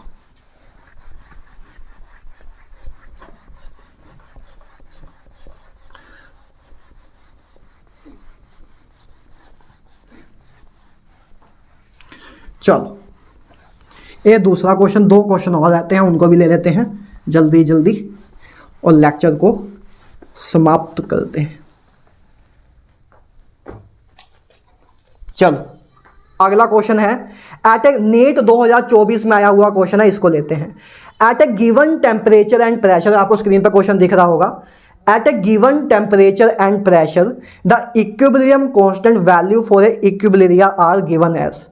2 रिएक्शन का इक्विलिब्रियम कांस्टेंट की वैल्यू दी है। पहली रिएक्शन का एक रिएक्शन दी है 3A2 प्लस B2 बराबर है, मतलब इक्विलिब्रियम में है 2A3B के, उसके इक्विलिब्रियम कांस्टेंट की वैल्यू सर K1 दी है। दूसरी रिएक्शन एक नीचे दी है, उसकी K2 दी है। अच्छा, और आपको K1 और K2 के बीच में रिलेशन पूछ रहे हैं। अच्छा, लिखते हैं। तो जैसे पहली रिएक्शन दी है सर आपको ये 3A2 प्लस B2, ए आपका सर एक रिवर्सिबल रिएक्शन है इसकी किसके साथ, ए इक्विलिब्रियम में है 2A3B के साथ, 2A3B के साथ, और इसका इक्विलिब्रियम कांस्टेंट आपको दिया है K1। और दूसरा आपको रिएक्शन दी है A3B आपका इक्विलिब्रियम में है 3/2 A2 हाफ B2, इसका इक्विलिब्रियम कांस्टेंट की वैल्यू दी है K2, यही है। हाँ चलो, अब आपसे क्या पूछे हैं, relation between K1 and K2 पूछ रहे हैं। बस क्या करना है, K1 और K2 के बीच में रिलेशन पूछ रहे हैं, तो क्या करो, किसी भी एक रिएक्शन, चाहे इस रिएक्शन को ये बना लो या इस रिएक्शन को ये बना लो। फिलहाल के लिए मैं इस रिएक्शन को इसमें कन्वर्ट कर देता हूँ, देखो क्या करेंगे। K1 और K2 के बीच में रिलेशन पूछ रहे हैं, तो पहले इस रिएक्शन को मैं इधर तक लेके जाता हूँ, इस रिएक्शन को मैं इधर तक ले आके जाने की कोशिश करता हूँ। तो इसको इधर तक कैसे लेके जा सकता हूँ, इस रिएक्शन को रिएक्शन कैसे बना सकता हूँ, क्या करूँ, पहले इधर A3B है, A3B इस साइड है इसमें, तो पहले रिएक्शन को रिवर्स कर दूँ, पहले रिएक्शन को रिवर्स करना पड़ेगा। तो पहले मैंने रिएक्शन को रिवर्स कर दिया, दूसरी रिएक्शन को मैंने रिवर्स कर दिया, 3/2 A2 प्लस हाफ। मुझे K1 और K2 के बीच में रिलेशन पूछ रहे थे, तो मैं किसी भी एक रिएक्शन को दूसरे रिएक्शन में कन्वर्ट कर लेता हूँ सो डैट मुझे K1 और K2 के बीच में रिलेशन मिल जाए। देखते हैं अभी, राइट। तो मैं रिएक्शन को रिवर्स किया, ए मेरी रिवर्स कर दिया रिएक्शन को, तो अगर रिएक्शन को रिवर्स करूंगा तो इक्विलिब्रियम कांस्टेंट की वैल्यू हो जाएगी 1/K2।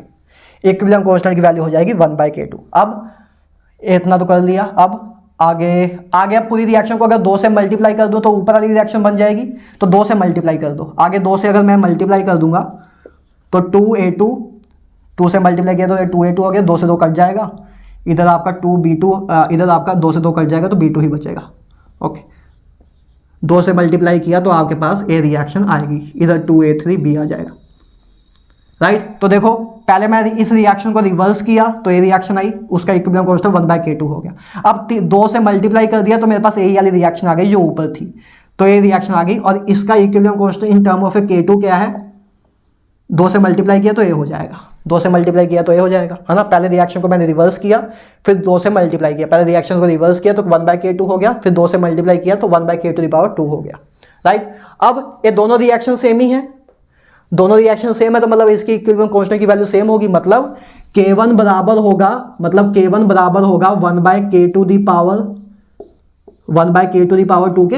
अरे यार दोनों रिएक्शन तो सेम ही है ना, तो इसकी इक्विलिब्रियम कांस्टेंट की वैल्यू K1 थी और इसी रिएक्शन को मैंने इसके टर्म में, इसी रिएक्शन को मैंने ऐसी रिएक्शन में कन्वर्ट कर लिया तो इसकी वैल्यू 1/K2 आई, तो मतलब K1 बराबर होगा 1/K2 के। दैट मीन्स K1 बराबर होगा K2 के।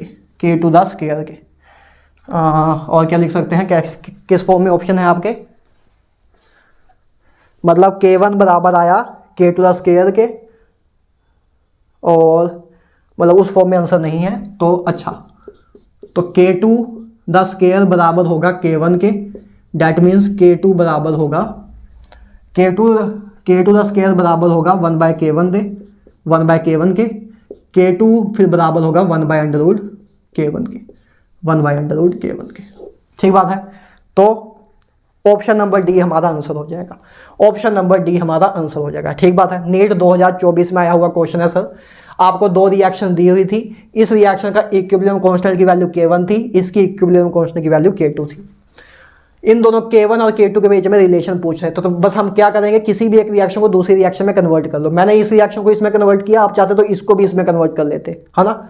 इसको इसमें कैसे कन्वर्ट करते, पहले रेसिप्रोकल करते, फिर क्या करते, 2 से डिवाइड कर देते, फिर भी आ जाता, है ना। उस अकॉर्डिंग भी निकाल सकते। मैंने फिलहाल इस रिएक्शन को इस रिएक्शन को इधर तक पहुंचाया, तो क्या किया, पहले मैंने रिएक्शन को रिवर्स किया तो 1/K2 हो गया इसका इक्विलिब्रियम कांस्टेंट की वैल्यू, फिर 2 से मल्टीप्लाई किया तो इसकी वैल्यू ए हो गई। तो मैंने इस रिएक्शन से आपकी ए रिएक्शन बना दी, तो इस रिएक्शन का इक्विलिब्रियम कांस्टेंट ही आपका इन टर्म ऑफ K2 आ गया। इसी रिएक्शन का इक्विलिब्रियम कांस्टेंट आपको K1 के टर्म में दिया हुआ था, तो मतलब K1 बराबर हो जाएगा 1/K2 के। तो उसके अकॉर्डिंग हमने निकाला, तो K2 बराबर आया 1/√K1 के। That means option number 4 is our correct answer. NEET 2024 में आया हुआ क्वेश्चन है। ठीक बात है, बिल्कुल सिंपल सा क्वेश्चन है, क्लियर है। थ्योरी की है तो तीनों क्वेश्चन ही बिल्कुल ही रद्दी है, फ्री के नंबर वाला टॉपिक है, बिल्कुल ही इजी टॉपिक आज हम कर रहे हैं, राइट। एक लास्ट क्वेश्चन लेते हैं, हल्का सा टेम्परेचर डिपेंडेंस वाला। एक ही क्वेश्चन मिला मुझे, वो भी 2023-24 में नहीं मिला। ट्राई मैंने किया, ढूंढा, बहुत सारे सेट ढूंढ डाले, जेई के भी, नीट के भी, लेकिन किसी में नहीं मिला।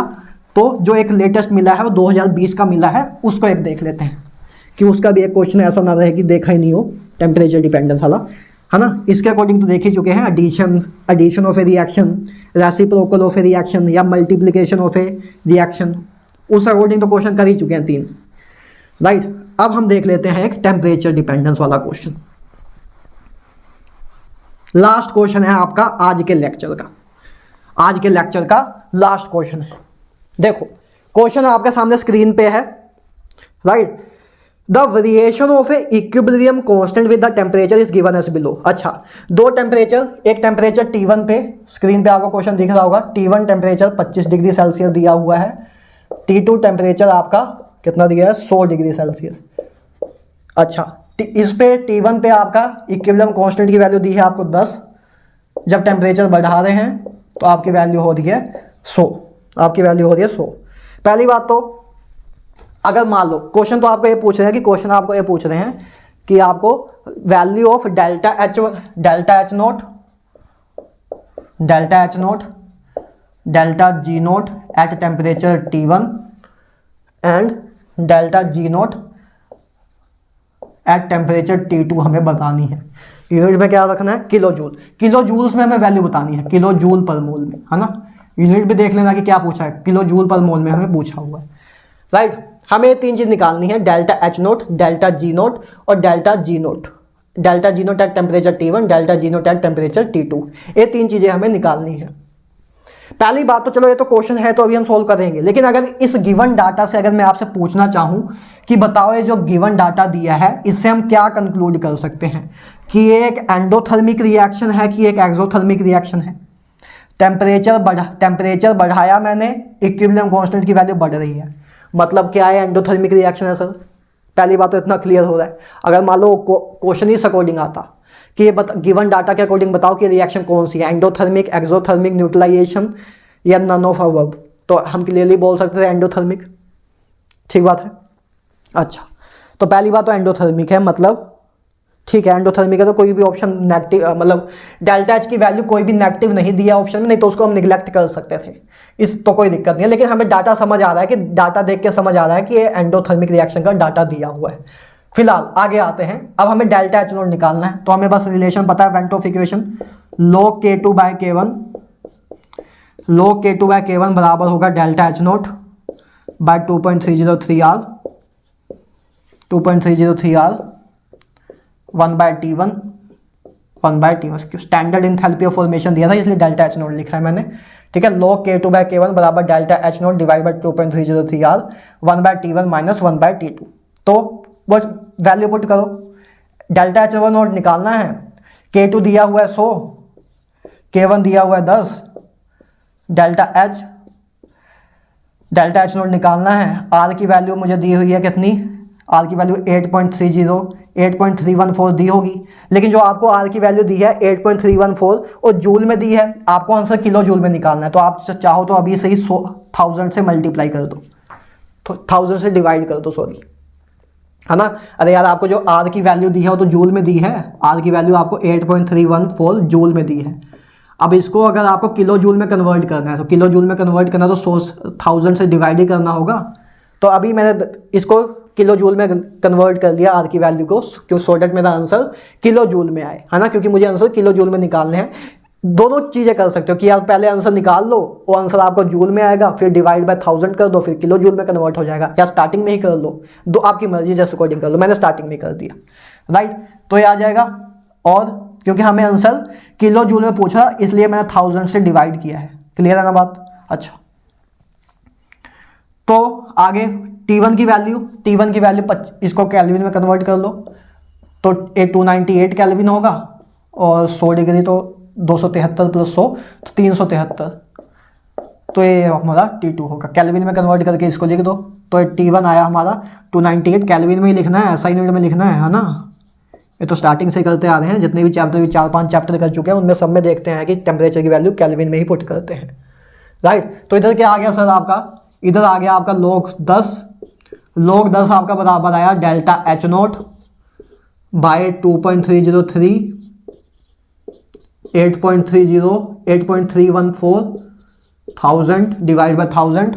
इसका एलसीएम ले लेते हैं, 373 298 डिवाइड बाय 373 298, इतना आया। log 10 की वैल्यू 1 ही होती है, इसकी वैल्यू तो 1 होगी, है ना। log 10 की वैल्यू 1 लिख लेते हैं। डेल्टा मतलब डेल्टा एच नोट बराबर होगा, एक ही लाइन में लिख रहा हूँ, डेल्टा एच नोट बराबर होगा मेरा, ये तो 1 ही है, तो ये सारी रकम इस साइड ले आते हैं। तो इधर क्या क्या आएगा? डेल्टा एच नोट बराबर होगा 2.303 8.314 बाय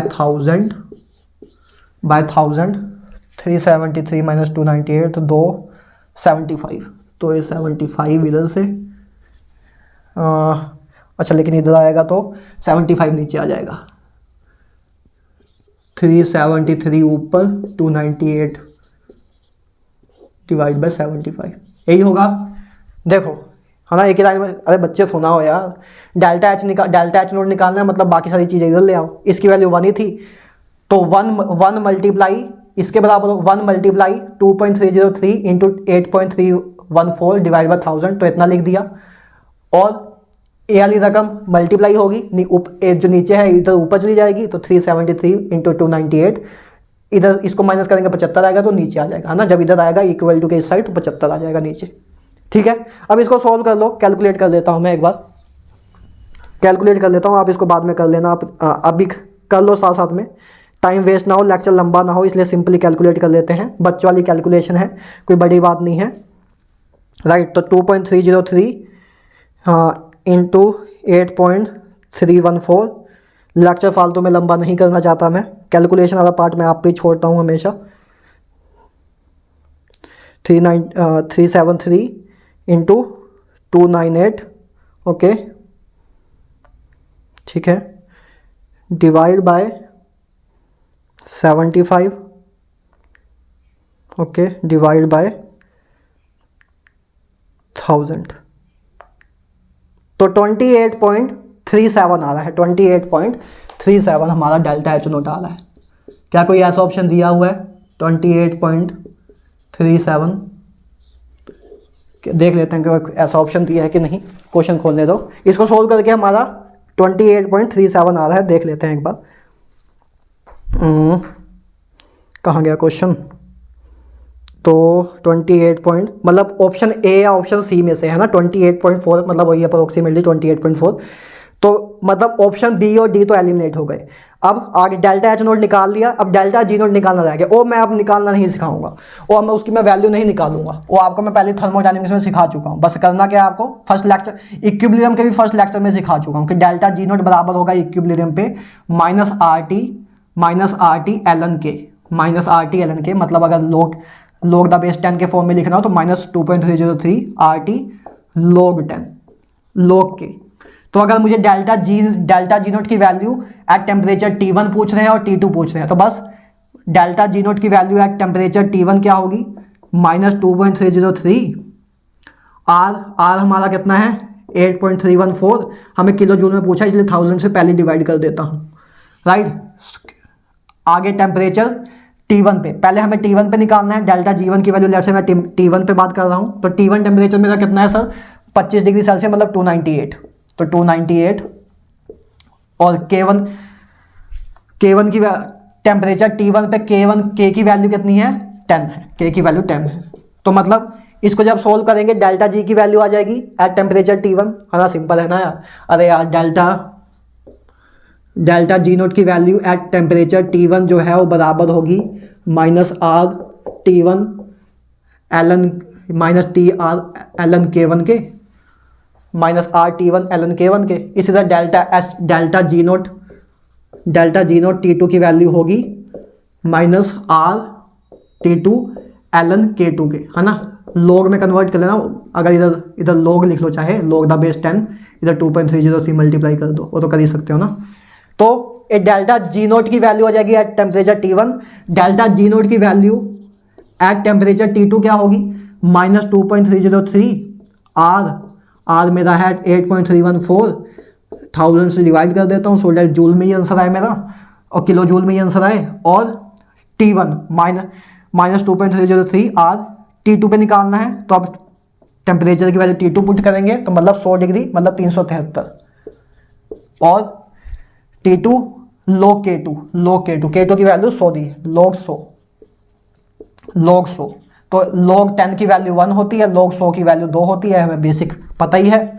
तो बस इसको सोल्व करना है ना, इसको सोल्व ही करना है, इसको सोल्व करना, तो आपके पास आंसर फाइनली आएगा, आपके पास फाइनल आंसर आएगा क्या, ऑप्शन सी आपका फाइनल आएगा। देखो इसको सोल्व करोगे तो मैं बता देता हूँ, इसको सोल्व करोगे अभी चेक कर लेना, जस्ट आपका इधर आंसर आएगा माइनस 5.71, इधर इसका आंसर आएगा सोल्व करके माइनस 5, इधर आएगा माइनस 14.29, है ना। ये तो सिंपल सी बात है, ये तो बात हम थर्मोडायनेमिक्स पे इसके बहुत क्वेश्चन कर चुके हैं, थर्मोडायनेमिक्स में इसके बहुत क्वेश्चन कर चुके हैं। तो बस इसको मैंने तब भी करके दिखा दिया, मल्टीप्लाई रहता है आपके काम का, मल्टीप्लाई कर देना, ठीक है। तो ये आएगा। तो हमें मेन मुझे आपको ये सिखाना था, आगे ने 2 चीज़ें तो मैं पहले ही सिखा चुका हूँ, डेल्टा जी नोट निकालना, मेन आपको ये सिखाना था, यही मेन बात थी। तो ऐसे हम निकाल सकते हैं। तो ऑप्शन 3 हमारा करेक्ट हो जाएगा। वेंट ऑफ इक्वेशन लगा के बस डेल्टा एच नोट की वैल्यू निकाल ली, बाकी सब क्वेश्चन में गिवन ही दिया हुआ था। हाँ, बस एक कैच पॉइंट ये था कि आर की वैल्यू आपको जूल में दी हुई थी, आपको आंसर किलो जूल में पूछा था। तो या तो ये काम करो कि सिंपल फॉर्मूला लगा दो, बिना 1000 को डिवाइड किए हुए फॉर्मूला लगा दो, जो भी आंसर आएगा वो आपका आंसर जूल में आएगा, उसको डिवाइड फिर 1000 से कर देना, तो आपका किलो जूल में आंसर आ जाएगा। वैसे भी कर सकते हो, या पहले इसके दीदी 1000 से डिवाइड कर लो, आपकी मर्जी है, राइट। तो यार ये 4 क्वेश्चन मैंने आपके लिए, इसमें आपका हर एक टाइप का क्वेश्चन प्रैक्टिस हो गया। एडिशन के रिलेटेड है ना, रेसिप्रोकल ऑफ रिएक्शन के रिलेटेड भी, और एडिशन ऑफ रिएक्शन के रिलेटेड भी क्वेश्चन पीवाईक्यू में करा दिया, और आपको टेम्परेचर डिपेंडेंस वाला क्वेश्चन भी करा दिया। हर एक टाइप को टच करते हुए सारे क्वेश्चन आपको करा दिए, ठीक है। तो आज का लेक्चर इधर फिनिश होता है। आई होप ज़्यादा बड़ा नहीं हुआ होगा, देखना पड़ेगा अभी कितना बड़ा हुआ, बट आज का लेक्चर इतना ही था। आज का लेक्चर ज़्यादा बड़ा नहीं था, स्टार्टिंग में भी बताया था, बट फिर भी बड़ा तो हो ही गया होगा। 1 घंटे से नीचे तो हमारा लेक्चर नहीं जाता है। तो आज का लेक्चर इतना ही है यार। अब अगला लेक्चर इंटरेस्टिंग है, अगले लेक्चर में थोड़ा लेवल अप वाली बातें होंगी, बड़े लेवल वाली बातें, आपके टक्कर वाली बातें, आपके IQ के टक्कर वाली बातें होंगी अगले लेक्चर में, राइट। आज के लिए इतना ही, मिलते हैं नेक्स्ट वीडियो।